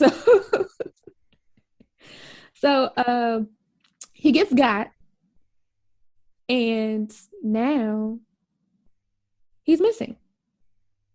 And nobody gave a fuck. Nobody cared. Which is Low-key, wild to me. I was trying to figure out who was going to be our cameraman, because I had kind of gotten used to Paul. Yeah, I got used to Paul. And now we got Tony. But I grew accustomed to his face. Or lack of face. I'm just mad that nobody cared that he was gone except for Tony. And Mac was like, so what? Good riddance. But this is when Alex calls him, and there's that paranormal scream that comes from the phone. Alex drops the phone and walks off, and then Mac goes after him. Which is wild, because, like, I say this shit all the time, that I don't do the Scooby-Doo shit, right? We not just gonna slip up, and then I'm gonna just be like, all right, I'll see you later. And I don't care who you are as a person. I don't care what dumb shit you said to me yesterday. If we are friends... Where did you go? What's happening? Wait a minute. Pause all the everything. Cancel the show. We have to go find Paul right now. Right. They didn't He's care. like, nope. It was Because they try to, Showtime. well, I guess it's Alex really. He's like, he does this all the time. Remember 4 years ago? And what? Y'all in a new city. Don't be like that. That's why you don't hang with them. Because they will leave you in a hot second, okay? Mm-hmm. They do not care. Which is crazy to me. That's crazy. We came here together. So what if I left 4 years ago? Guess what happened? You found me with old Biddy, and you got mad at me, and then we got it together. It was fine. Just come find me. Right, okay? They just was not fazed by that screaming on the phone. I just still couldn't get over it. I'm like, y'all didn't think that was weird? Okay. All right. Y'all must have thought this piano playing was weird, though. I know y'all want to check it out. Go ahead. Yeah, now they got Tony as the cameraman. He's the new Paul. So him and Matt go investigate, and there's no one at the piano but Hector. But then while they're in the room, the piano plays on its own, and then they start hearing screaming. So they continue to investigate and end up in the basement. So while they're investigating, Tony sees the clowns' heads move for the first time, all three of them at the same time. So at this point, Mac is checking the walk-in fridge. So he freaks out. Tony freaks out. And they both hide in the walk-in fridge. So Mac is like, yo, I don't believe in ghosts, so let's go. And we're just going to go back upstairs. So when they go out the walk-in fridge, of course, the clown heads are back in their original position. But now Paul is sitting against the wall in a catatonic His dirty feet. His feet was so dirty. I'm sorry. I know that's not socks important. This time. They was dirty. At least he had on socks and he wasn't barefoot. It'd have been more realistic if he was barefoot. Them feet was dirty. Can we talk about how petty this ghost was playing this piano? Like literally as soon as they got to the room right before it does a little with the keys and they ran up in there. I said, as soon as I run up in there and see nobody's on the piano, I would have ran out. And they still thought it was Paul. And how? How was okay. So the next day, Tony is back in the basement and he's trying to turn the heads of the clowns, but they don't turn. So he's freaked out and he's like, how the fuck did the head turn, but it doesn't turn? And Alex is like, I don't know. I haven't figured it out yet. What? All of them is dumb because one, I'm not going back in this basement.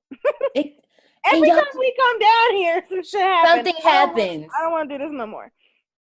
That just defeats logic to me because it's like we keep telling you that the heads are fucking turning. You've seen the heads turn before, but now everyone has at least tried to turn the fucking heads twice. Well, actually more than once, and the heads don't turn. So you're just sitting here just gonna accept the fact that you don't know how the heads turn and just keep going?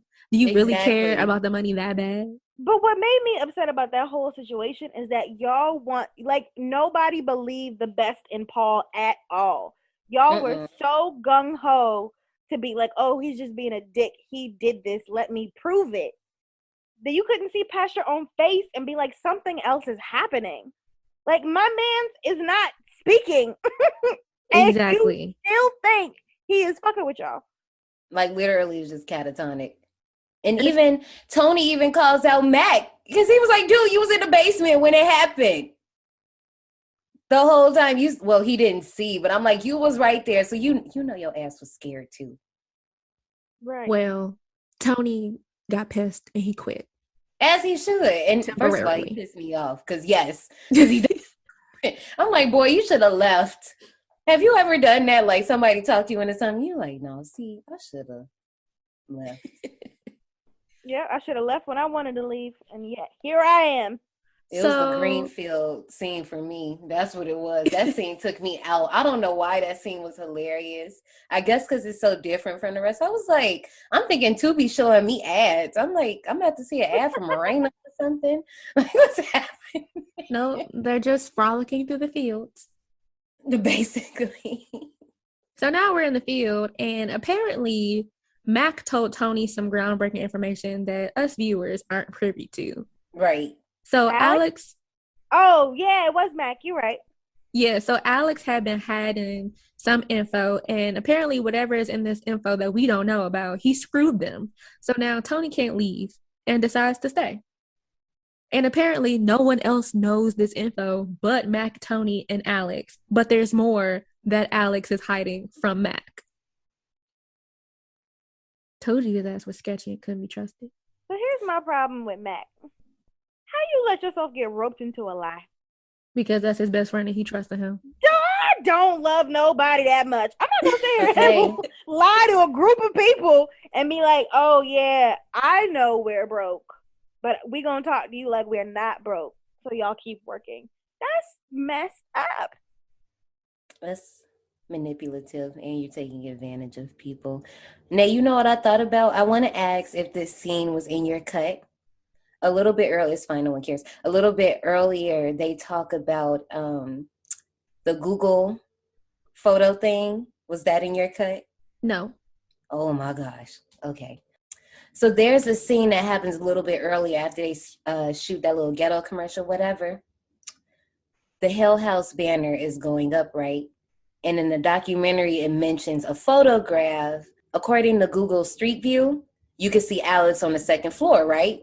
So since the incident happened, they like, okay, you know, it's a little insensitive. Let's take the picture down. Every time Google tried to redo it, from every angle they took it from, he was always still up there. Oh, yeah, that was definitely not in the original.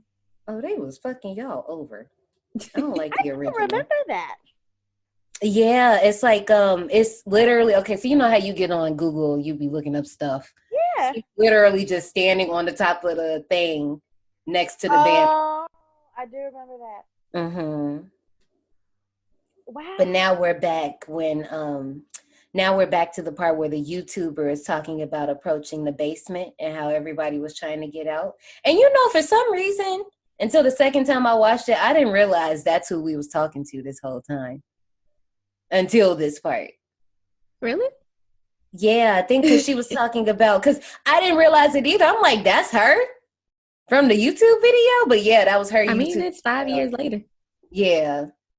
Well, see, that was a little good progression. She probably had a little haircut. Like, Sarah literally looked the same. Y'all should have knew.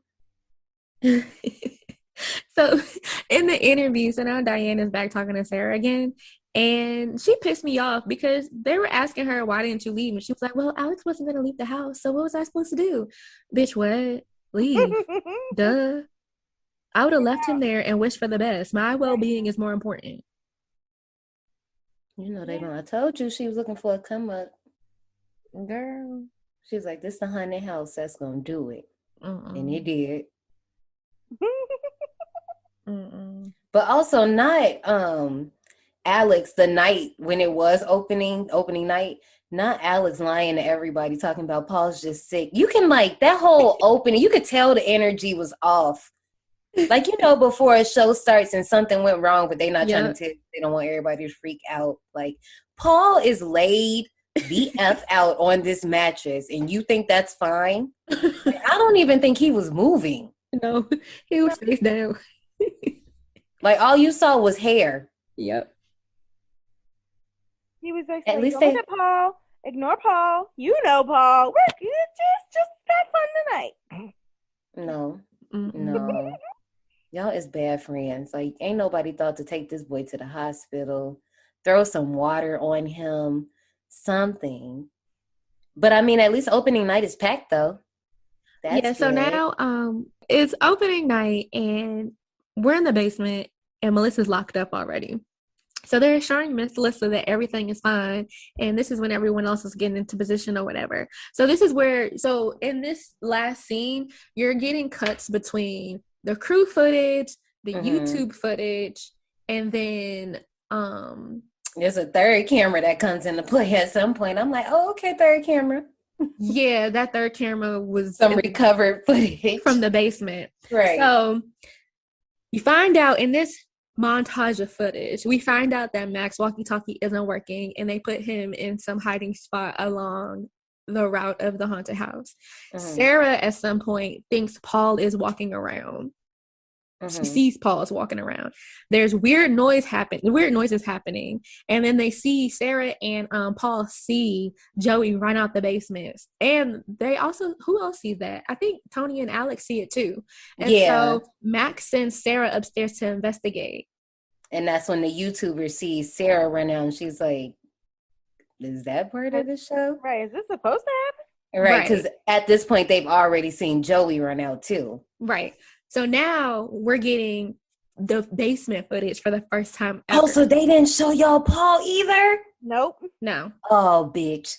Girl, so right after they're like throwing no eyes on the basement, I think we go back to the YouTubers footage. Wait. So is this when they're walking through the dining room and you see someone sitting in the corner? Yeah. Yes. Okay, so they did see that. I'm sorry. Okay. Because I said, wait a minute. I know that ain't Paul. And then it came back and it was gone. It was gone, said, yeah. Yep, it was Paul. So when I'm Paul. Sorry. It literally just popped in my head and I could not do it. Oh my gosh. So we're in the basement and this is the first time we're seeing this footage. Melissa is still in her chains and she's begging to be let out because this isn't a part of the show. And this is when Joey dips the fuck out. Now you see in the corner, there's this shadowy figure with a white face. And you find out that the exit that they had originally planned for, because what was supposed to happen, they're supposed to go into the basement and then leave out through the storm door. Right. Well, it was sealed. Oh, and they can't get out. So now you see everyone in the basement freaking out, and then you see these figures heading towards Melissa and the rest of the guests in the basement. Oh, damn. So now we cut back to Mac's headgear footage, and this is where the chaos is ensuing. Everyone is running, trying to get out the house. So he's letting the people out of one of the doors, and then the door slams shut and locks him inside. And then he turns around and he's like, there should be another exit because there's other people still standing behind him. Mm-hmm. So now people was looking at him like, what is going on? Right. So now Mac is running through the house again. He links up with Tony. He's like, yo, we gotta go to the basement, But on their way to the basement, there's this weird girl that's just fucking standing there. And I think that's the girl that got lost. I think that's the girl they was talking about from earlier that checked in and never checked out. Possibly. But remember, it was the girl and the mother. So I don't know. You know what's better than a creepy duo? A creepy girl. Right. So when they get to the basement, Tony is the only one who gets inside, and then the door locks and he can't go down, and Matt can't go down there. So he's like, all right, fuck this shit. He goes back through the house to go upstairs, runs into Sarah. He was like, all right, let's go upstairs. So they go upstairs in the attic and they see Alex hanging there. And then they get attacked. So now we're back to the interview with Diane and Sarah. And she's like, okay, well, what happened? So Sarah's like, oh yeah, I got to the front door when the police were arriving and nothing happened to me in between that. They didn't ask me no questions or nothing. They just rushed me out. Sis. As an investigative journalist, the fact that she was just like, yeah, that makes sense. Nope. I have follow-up questions. Right, okay. But after the follow-up questions, Sarah was like, yeah, I'm done with this. I need a break. So they offer her water, food, and a room to rest in. And she's like, oh, I'm in room 2C. And then she's like, yeah, y'all should go see the house. Why would you suggest that they go see the house? It's not even that. How the fuck you just switch up your tone like that? That too. Sis, no. So, of course, Diane's nosy nature, she wants to go check out the house. So before they leave to go check out the house, they go to the front desk and, if the girl in 2C needs us, let her know. And they're like, we don't have a room. Ain't no 2C here. Right. Our rooms don't got letters, so. And then they're like, okay, so is there Sarah Havel staying here? And they're like, no. First of all, can you do that? Because that's dangerous. No. They're not supposed to give that information out. Okay, I'm like, that's very dangerous. I just walk up in there and be like, is Chris Brown staying here? He upstairs on the fifth floor. Go ahead. All right. Let him know. Actually, don't tell him. So then when they decide to leave, it cuts to the footage that Mitchell stayed behind to catalog. And this is where we see Sarah pick up one of the cameras as she's leaving the house. So she sees one of those little shadowy figures and ignores it and keeps on making her way through the house. I'm sorry, because it's like, and I could have saved this, but through the entire movie, they are like getting a taste of their own haunted house. And it really seemed like this because when you run into something at the haunted house, what do? You literally turn the other way and just go because you don't want to look at it. And that scene, I just chuckled a little bit because I was like, because no. And then she runs into Paul and gives him a hug, but Paul is not himself.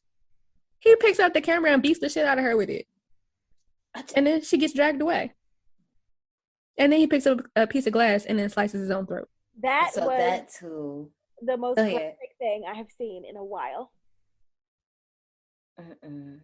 And it was just so like smooth, like not smooth is the wrong word. What am I trying to say? It was just so like, okay, here we go. Like there was no warning to At that. all. Mm-mm. At first, I didn't realize that he picked up a piece of glass. So I was trying to figure out what he picked up and I didn't realize it was glass until after he slit his throat and then it fell. Yeah, because it kind of glitches when he picks it up, so you really can't see what it is anyway.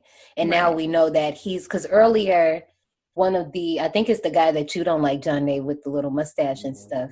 He says that they find somebody with a self-inflicted wound, and we find out it was Paul. Yep. So now we're back to the beginning of the movie, or the footage, so to speak, where Diane is trying to get into the hotel. AKA white girl being nosy. Because that's what it is. That's what we was talking about that Afro horror. They was talking about how most of these movies really be either white girl being nosy or white girl needs help. So I need you to know that my favorite TV show of all time is Murder, She Wrote, and that's all Murder, She Wrote is. Yeah. Basically.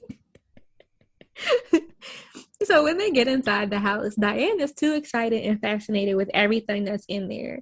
And oh boy, the look at cameraman this. is not Look here at for this. it. I don't know what this cameraman's name is, but he isn't here for it. Yes, they don't ever tell us his name, or if they do, I ain't catch it. He's like, girl, why do you want to go in this basement? The cameraman is actually one of the directors. I think it's Steven. Oh, that's tight. But he doesn't get credit for it. That's cool. We don't need it, but that's cool. So in your cut, do they show you Alex in this scene? Yes. Oh, No, okay. I don't think that was Alex. I think that was Tony. That was Alex. It's the same. It's Alex from the same pose that he's in when he's on the second floor in the Google pictures. Well, see, I didn't see the Google picture, so I have no idea. Yeah. But he is in the corner when they're like going through the house, shit. and they don't see him. Yeah. But Mitchell calls them to be like, I'm out. pretty sure he called to say, yo, Sarah is the fuck dead. But Right. of course, Diane doesn't answer the phone, and she's like, oh, I'll call him back later. But you're Girl. not calling him back. You're dying too. Girl. So they make their way upstairs. And Ain't this real too? See? Girl. When you seen that, you should have left. And it was locked at that. But of course, being nosy, she opens it up. And Sarah is in there facing the window. Another opportunity for you to leave. And Soon as they I don't. seen her just sitting there, just gotta looking go. out the window, you should have left. I gotta go. So Diane goes over to her and asks her if she's okay. And when she turns around, you see her bloody, beat up face. And then the door shuts, they get locked in, and then the shadowy figures appear, and then poof, they're gone. No. And then Hector ass started playing that piano. I said, Yep. see, your petty ass. No. Mm-mm. Okay, but actually, okay. So the producer, Joe Bandelli, he's the one who played Diane's cameraman. So that was the one who was the cameraman. Now, director Stephen Cognetti, he was the one who was the cameraman for the tour group. Oh, okay. And I mean, that makes sense because he knows what he wants. Yeah. So Right. if you watch the director's cut, you'll probably notice, like I said, there's some extra time going on. And you're like, okay. And I recommend it. It's a good time. Some stuff, I don't think like it's things you need to see to put anything like in context. Like this director cut does a very good job. Johnny, hopefully you'll get to see it one day because it'll be better than us just telling you what happened. But I mean, the behind the scenes after that, after the entire movie, it's a cool little ditty to pass some time. Yeah, it was all right. I mean, I appreciate him doing it. So actually, I was starting to watch it as we were trying to get our stuff started today. And I only got to the part where they made it to the house. So I'll probably finish it up. Oh, like when it first starts? Yeah. Yeah, I know what you're talking Because I about. kind of want to see like the deleted scenes, and I want to see like all the behind the scenes. Yeah, because I think the ones after that, they like show you like Tony setting up the electric. Um, it's an interview. Oh yeah, it's one scene. There's an interview with this guy that I don't think was in the rest of the documentary, or if he was, I just didn't pay attention to him like that. So Diana's interviewing someone who Alex had been in contact with over the summer about the Abbadon Hotel. And basically Diana's finding out that like low key, they the reason they got the hotel in the first place, even though this dude was telling them and the city was like, we don't want you to have it. But in the end, they gave it to them because they knew it would be good for their economy and like, you know, all that stuff. It's kind of fucked up. I'm gonna tell y'all now, don't watch the second one. Because I Watch the second I watched one. I read the synopsis, and doesn't the second one try to like give you more background story? And I hate that. So yeah, so what happened was, because you know how I said that Steven originally wrote this as a narrative, right? So when he went in to go make it found footage, you know, everything can't go because then you have to justify why a camera is filming it. Mm-hmm. So a lot of the parts of the story he had to cut because you can't justify why would a camera be in hell? Like, that doesn't make any sense. I have to let it go. So the second. Can you imagine? Can you imagine somebody vlogging in hell? So the second and the third one was basically to fill in the missing story that he had to let go in the first one. But I think what happened was, and this is just me and my personal thoughts, but I think what happened was he made this first film and it was good. Mm-hmm. It was good. And people are like, wow, this is such a good movie. You should make another one. And he's like, yes, I should. And it all went to hell. That's usually what happens with these. Like, one movie that I'm glad that they did nothing with is Chopping Mall. Yeah. You do not need to do anything, Johnny. I can't. We're doing it in September, Mel. Yeah, I saw that. I cannot wait till you see this movie. I'm not telling you anything about it because just watch it. But I'm glad they didn't, because where was you gonna go with that? Oh, but like, here's the premise to the second one. The premise is a good premise. So, what's my man's name? Who was the co-producer with Diane? I can't remember. But that was her boyfriend. Mm-hmm. So he's like trying to push, like, he's the one that cut the documentary, blah, blah, blah. So he's been trying to push people like, this is real, this is what happened, et cetera, et cetera. There's a new crew who's trying to make a story who goes to him for help, and they convince him to go back into the hotel. Oh, hell no. The premise is solid. The story is trash. Dang, it's like now I want to see it just so I can talk ish about it. I'm curious. It's so bad. Is it like, okay, Johnny ain't seen this movie either, but I know you probably have. Is it Bye Bye Man bad? It's worse than that. You a freaking lie. No, okay, it is worse than that. I'm telling you, I get a kick out of watching the Bye Bye Man. I'm not gonna hold you, but okay. Is it worse than Wish Upon? Yes. Hell House LLC 2, the Abbadon, whatever the subtitle is so bad.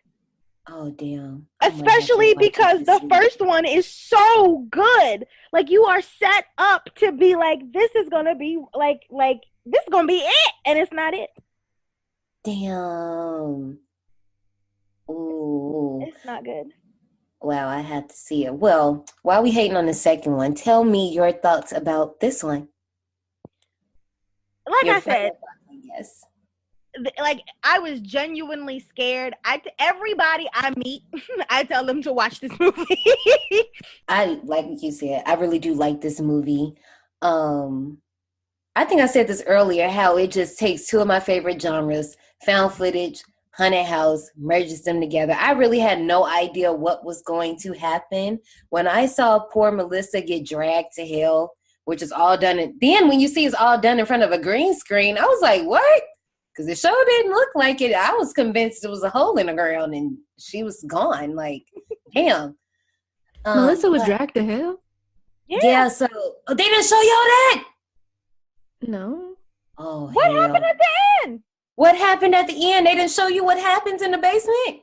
No, at the end of the movie is literally that piano playing, and then that was it. Then it comes No, to not credits. at the No. end. So when we finally see what happens in the haunted house, right, and we're going into the basement, and you see Jerry leave, what happens after that? Yeah, once you see the shadowy figures going up to her, but then you just see like it's like keeps cutting. It turns away. Oh, okay, I know. Melissa got dragged all the way to hell. Yeah, she got dragged all the way to hell. Yeah, because she just kept screaming like help, help, and then it kept cutting. So then it's like whatever cameraman had whatever person had the camera in the basement, you kept seeing like the shadowy figures getting closer and closer to them, but then you're also getting like the staticky camera footage. So you're not really seeing fight on Facebook. Yeah, so you're not really seeing what's happening. So you're assuming that the people are trying to flee the basement, but this person who got the camera ended up not leaving the basement because the figure's face is right in front of the camera, and then it like cut. So yeah, you don't see her getting dragged to hell. So right at that part that you say, like Mel says, it's another cut. And I don't know if like the camera falls on the ground. I really don't know how we see this scene, but Melissa's literally just like laid out on the ground. Then the ground just goes and all this stuff come out the ground, and then she just gets dragged up in there, and you just hear rumbling and thundering and people screaming. Yeah, we don't get that in the original. Oh man, that original sounds basura. This whole like how the versions and the quality of the versions of this movie and this franchise are so wildly different. And I honestly, will play into my thoughts of the movie. Well, go ahead, lay them on me. I'm done. Oh, I didn't like it. What? Wow, this whole entire time I was thinking like you was rolling with this. Wow, you held that in well. No, usually, let me tell you something. When Johnny don't like a movie, especially if she has to host, you could tell she don't like the movie because sis will rush through the whole damn movie, and I'm like, girl, slow down. Somebody liked the movie. Like, wow. Yeah, I didn't like this over one. My eyes. Well, okay, so go ahead. What happened? We ain't gonna beat you up, sis. Yo, hold on, real quick. Now I know how Jared feels when I say I don't like something because I am shocked. And I honestly, now that you've said all of the scenes that weren't in the original, I think that has something to play. Like that takes into account why I don't like it. Okay. Because I feel now that you said that, I feel like I've missed a lot. Okay. And I didn't get like a full picture. Yeah, because we sitting here saying so you like that's not in my version. I'm like, damn. Yeah, like it seems like a lot was taken out. Yeah. Damn. So what I did like about the movie was that I liked the fact that it was shot documentary style. Like that was different. And I liked that. It was creative to me. And I generally like found footage, but I didn't like this one. It just didn't give it to me. Like I know Lauren, you said that you were scared. I was not scared. I was mostly looking at the screen like, okay. But it didn't do it for me. Oh, that clown shit at the bottom. I was like, what is happening? Yes, I was like, me and BJ watched this, and both of us was just like, mm-mm. And the funny thing about it was I almost watched the director's cut. But the only reason why I didn't was because I wanted to see what the original was. Mm-hmm. So I watched the original. And then I started to watch the director's cut. And I saw that, the interview scene at the beginning was different because, she was setting up the lighting and stuff like that. Mm-hmm. And I was like, okay, so they kind of like clue you in that Sarah might be dead because she hasn't been seen anywhere for 5 years. But then I just didn't get that much further in the movie. Yeah. So this is almost like, remember when we did My Bloody Valentine and I was telling you all that stuff and you was like, what? But I actually kind of like the fact that we watched two different versions because there might be some people like me who only saw the original. Yeah. But and then I appreciate you because there were moments that I forgot that didn't make it. You know what I mean? Yeah. Because they both exist in my head as like one thing. So I forget what did and didn't get cut. Yeah, a lot got cut. Oh, whole lot. I see. So, this movie got a 6.4 out of 10 on IMDb, and then a 75% on Rotten Tomatoes. Actually, did you give your rating? What'd you give it? Oh, you waiting on me? Yeah. Let's let Lauren go first. Lauren, you go first on a scale of 1 to 100. 1 to 100. Oh. I know, cause see the thing is, I'm a Libra, and 1 to 5, I just can't. I can't with 1 to 5. I can't with 1 to 10. I need range. I can't. Sorry. Give it a 85. 85. Okay. I guess I'm next. I didn't prepare for this moment. I forget. I didn't forget. I just like, I was just like, what am I gonna rate this? I honestly think, because I'm not going to stunt you. I'm not going to hold you. This scared the shit out of me the first time I saw it. The second time I was trying to pay attention to see if there are things I missed, which were there were a couple, and I think they did add to it. And then me seeing the deleted scenes made me like it even more. So I'm just going to up Miss Mel 2 and give it an 87. Actually, no, that's too damn high. I'm lying. That's way too damn high. I'm going to go 2 lower and give it an 83, just because I made myself mad by thinking that it could be an 87. So I'm giving okay. Go ahead, Nay. So I give it a 60. God Okay. dang. No, Janae, she be ruthless. Y'all be hearing her with these ratings. She be ruthless. I be like, damn. So originally I was gonna give it a 50, but when I went back through to give it my notes, I'm like, oh, okay, I'll give it a 60. And then when I read through some of the things that I found on IMDb and then other places, I'm like, oh, okay. But yeah, I feel like it would probably have been higher if I saw the deleted scenes. Mm-hmm. But based off of the original, nah, it just doesn't do it for me. Dang. But I really liked Creep. And I just knew, I'm like, she ain't gonna like Creep. I'm like, she not gonna like this. She gonna tell me that she knew what was going on. I'm like, she ain't gonna like this. And she loved it. Like, I'm really curious to see what she's gonna think about VHS 2 next week. I think you're gonna hate it.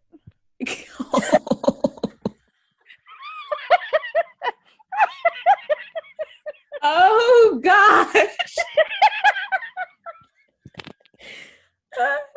It's like, I really don't know how she gonna feel, because I freaking love it. Because the first time I seen it, and look, this is the thing, she literally knows nothing, so I told her nothing on purpose, because I don't want her to know anything of. Because I didn't even see the first one. Yeah, and you don't need to see the first one. I think it's literally. And are they like Are these like? Is the way that their franchise set up is more like standalone? Like each movie can stand alone? Yeah, I think it's one thing that connects the movies, but I really think it doesn't matter. Yeah, it doesn't, like, you could watch them out of order and be fine. Yeah, you could watch them out of order and be cool. But I don't know, it's okay, yeah, because I'm gonna give away too much if I say that. So I'll just hold it. But girl, we're gonna see what you say, because I'm just curious. Dang. Now Lauren said that she think I'm gonna hate it. I'm kind of like, shouldn't have said that, because now I started to judgment. I should have give her a reason to hate it. I might not hate it though. You might not. I don't know. We're gonna see tomorrow, because I rewatched it over the weekend, and it still kind of had the same effect on me. But we will see. You ready to bounce out to the souvenir shop? It seems you survived. Well, before you go, join us in the souvenir shop. Your wish is coming true. What, they got the hoodies? Don't lie to me. Girl. Don't fucking play with me. They got the hoodies, they have a mug, they have t-shirts, they have posters, they even have clown masks. What? I'm not saying like the clown mask that you're thinking of, like Halloween clown mask. We're talking about those little masks that they banned at the beginning of quarantine, when they were like the ones that you kind of like pull up over your nose, that are more like I can't even think of what they're called. Like a runner's mask. Yeah, those things. That kind of like go around your neck too. Mm-hmm. Yeah, they have that with the clown's face on it. Oh no. They got some leggings. Can we also appreciate the fact that the little model in them little photos is black. Come on, black model. With the clown mask, yes. Yes. All the other ones are white. I know. Oh, but you got one. You didn't have a single black person in this movie, but you got one modeling your merchandise. Yeah, there's, they got some demon backpacks. They got pillows, tote bags. I'm gonna have to go look that out. We gonna link that below, because y'all know me. I be trying to. And it's whatever we can find actually these days. a legit one. So this one is from Terror Films. It's not like someone decided to, on Etsy or any other site. This is directly from Terror Films. Okay. You might have to mosey on over there. Well, I mean, I was gonna say that was gonna be my. Usually, we make up an item to what we think would be cool for this movie. So since they took the hoodie, maybe if the Hell House had like keychains. I don't know. That's kind of lame. That would be dope if it was like the key to the room. Yeah.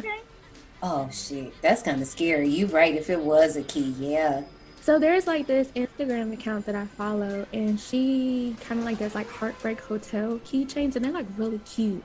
They're like room keys. So I would do that. Get like a little room key. Now, would I use it? Wrong No. with that idea. But it's cute to go on my keychains. That sound like me. That sound about right. Nice little souvenir. Cause I definitely keep, when I would go on cruises, I would keep the room keys. And then when I used to go to hotels, I would keep the room keys too. I do too. I just got the ones when we just went to Charlotte a few weeks ago. I wasn't about to get them back. I used to have a collection when we would travel a lot. I had like a bowl full of just old hotel keys. Yeah. And it's like for no reason, like why? But I could because I know if I go look in all of the purses and wallets that I have now, I bet you I could get 10. I bet I would not have a problem getting 10 hotel key cards out. So then my little brother Christian, what he does is, like the wristbands that you get when you go to different attractions and stuff. Yeah. Mm-hmm. For the longest time, after we would leave a place, he would keep them on for weeks. And we would be like, cut them things off. And he the type that go to the hospital and leave a band on for everybody to see. Yeah. Oh, jeez. But actually, I don't know if he kept the band on his wrist after that hospital stay. You know what I'm talking about. Yeah. But, and I clown him about that every chance I get, my God. But no, like from like the zip linings, the go-karts, the amusement parks, when we go on vacation, he would keep every single one of them on, and we would get different ones every other day, and he would keep them. Even like the resorts that we went to had like the little wristband room keys, and he wouldn't take that shit off. He'd be home for like 3 weeks, and the shit would still be on his arm. Maybe he wanted to remember his vacation. Yeah. Those were like souvenirs to him. If Take Me Back was a person. It's definitely my baby brother. I'm a pin person, so I would want like an enamel pin. I used to do pins in middle school. At the end of middle school and the beginning of high school, Hot Topic was my store, and I would go and get all the pins by the checkout line. Yep. And the stickers. Yep, and I actually have a bag somewhere in here of all those pins from Hot Topic. If you don't want them anymore, you should sell them. Girl, I gotta find them first. They somewhere in here. Start like an Etsy shop for vintage Hot Topic pins, please. I'll probably make a killing. But one of them I'm keeping is it was one from, what's that show? It's like I can't think. Living Color. It's in Living Color, and it was one of the bits where it was, I can't remember the bit, but it's like a pin from In Living Color. Oh wow! I want to see it now. I gotta find it. Hot Topic was the jam back then. I don't know about anymore, but it's all gentrified now. It's not even like. Mm-mm. Remember when the interest used to be like that big gear thing? It's just a door now. I'm like, oh, okay. The font is different. Yeah, the font is different. Like, all right. Well, anyway, y'all ready for these park announcements? Yes, ma'am. Let me see if I got it. We 3 for 4 up in this bitch. So y'all can come follow us on Instagram at D180 Podcast. Everything you need is there. Y'all already know I've been hooking y'all up. I was actually on my shit this week, so everything is updated. If you got a movie that you want us to review, go check out that Park Themes highlight. You can see all the themes there. You can either submit on IG. I promise I'll probably answer. Or you can go into your email, enter Survivor submission into the subject. The email is destination180podcast@gmail.com. And let us know what your movie is. If you want to suggest a theme, you could do that too. Or if you just want to tell us something, like maybe we said something wrong in this movie and you want to cuss us out, like, do it. We don't care. Talk to us. We love it. The last thing before I put y'all on, well, actually 2 more things before I put y'all on to next week's movie is, y'all know, leave us a review per usual. We actually got another one, but I haven't been able to see it, so I can't tell you what it says. But Miss Mel, will you please one more time tell all the people where they can find y'all? Oh, yes. We are ScaryCrit Pod. I think that's our handle. Ooh, I don't know. Yeah, ScaryCrit Pod on all social platforms. I be posting, Jared be posting. It's a good time. I like when y'all watch episodes and then y'all do like the recap. I'm like, yeah, nope, that's really how that episode went. Yep. Jared is a meme god. If I ain't never seen 2 people that know references, I gotta put out like a unreleased episode, because there are like 45-minute long tangents of pop culture holes that we just go into sometimes, and I'm like, what were we talking about? sounds like a setup for a Patreon, a ScaryCrit Patreon. Y'all gotta sign up for that bonus content, and you know people will listen to y'all. I definitely would, because y'all be going off on like when the faculty, and it's funny because I don't know if you heard this episode, but I used this argument against Johnny. The faculty episode where you guys were talking about Usher's on the main cover, but he's not a main character. Wow. And I was like, Johnny, why aren't the siblings from The Stepfather on the cover? Because they weren't important. I'm like, Usher was not important in the faculty. But he brought in the dollars. He did. Those little children was not bringing in the dollars. So they left them off the cover.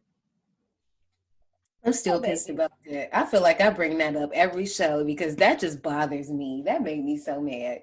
Whatever. It's fine. Side note, I actually found the review. I will send it to you. You found it? Yes. I think it's from Cody. It is. It's all Cody. We love Cody. Y'all. Well, while I'm loving on Cody right now, we gonna see y'all next week. We are watching VHS 2. I mentioned that like 5 times already. So that's y'all homework. We gonna link up in the park next week. It's gonna be a good time. Johnny ain't seen this movie. So if you know what the movie is, you already know what I'm preparing her for. And we just gonna see what Miss Thang got to say. I feel like at this point, y'all get a kick out of me saying I hate something. I don't know. Sometimes I be offended and sometimes I don't. I'm not gonna lie. When I listen to y'all, I come and I'm like, I wonder what movie Johnny's gonna hate today. See? Like, I'm trying to think, what movie was it? It was one movie you said you hated, and I was like, low key, let me look at these scores, because stop the music. Was it Raw? It might have been Raw. I feel like it was. No, but I gave Raw an 80%. That's why I'm like, I don't think it was Raw. It was something you scored super low, and I was just like, it was The Dark and the Wicked. I couldn't believe you gave that a 60. I was like, yeah, I was mad at that too. I was like, wait a minute, hold up, because I like that movie so much. Me too. I was like, Bertino did his thing on that movie, and she was like, I'm gonna give it a 60, and I think I audibly said something. Yeah, you did. You were like, what? I was just like, I was like, you gave Spell an 80. I liked Spell. Which I knew you was gonna like Spell. I knew you was gonna like that, but I was like, I liked Spell. The side eye was so strong. I couldn't believe you did The Dark and the Wicked like that. I'm like, I enjoyed that one. I mean, I liked it better than The Stepfather. And Oh, Better yeah, well, Watch Out. And the good son. The stepfather, I have And my Honeymoon. nostalgia glasses on. So Y'all yeah. put so many movies on my list. I have to like. See, that's what we tried because Johnny, like when I asked Johnny about joining this podcast, she straight up told me, she was like, I don't want to do like da da da da da. I said, girl, you ain't said nothing but a word. We not about to be talking about Freddie, Michael, and da da da da da. At some point we'll get to them, but no, we about to delve into all types of stuff I ain't even seen before. So Yeah. And it's worked out. And that's always fun. It's always fun to watch something new and that hasn't been talked about to death since 1973. Right. Because I'm like, half of the stuff that we have coming up, some things I've seen, some things I haven't, some things I just want John Nate to see it. Like she hasn't seen Sleepaway Camp yet. Oh, you're in for a treat. And I'm just like, oh, I literally at minimum try not to say anything about it because her nosy ass, well, she don't do it no more. So I can take that back. She'll go look. I listen because I will do that. Like when Annabelle, the previews for Annabelle came out, I was like Googling, trying to see what it was about, trying to see all the background information and stuff. And I you would know do that's that. how you fuck yourself up, Mel. You know that's somebody dumb but gonna post a screenshot of something, a steal, and you see the wrong thing, and you like, and it's over. Yeah, I would do that for all the movies beforehand because I would be excited. And like I just couldn't wait for it to come out. So I just like try to get as much information as possible. But Ashley was like, no, don't do that. yes, I'm like blind. Going into a horror movie blind is the best thing you can ever do for yourself. Yep. Like some movies, like obviously this Conjuring movie, people are excited about it. So obviously a lot of us watched the trailer, but I'm telling you, that's probably the only thing I'm going to watch. And that's it. Speaking of not wanting to see things, survivors, y'all better go watch VHS 2 so y'all can link up with us next week. Oh, y'all can bring that music back. Thank you. Hey, y'all, we about to dip out. We'll link up with y'all next week. Everybody say bye. See you soon, survivors. Peace out, podcast people.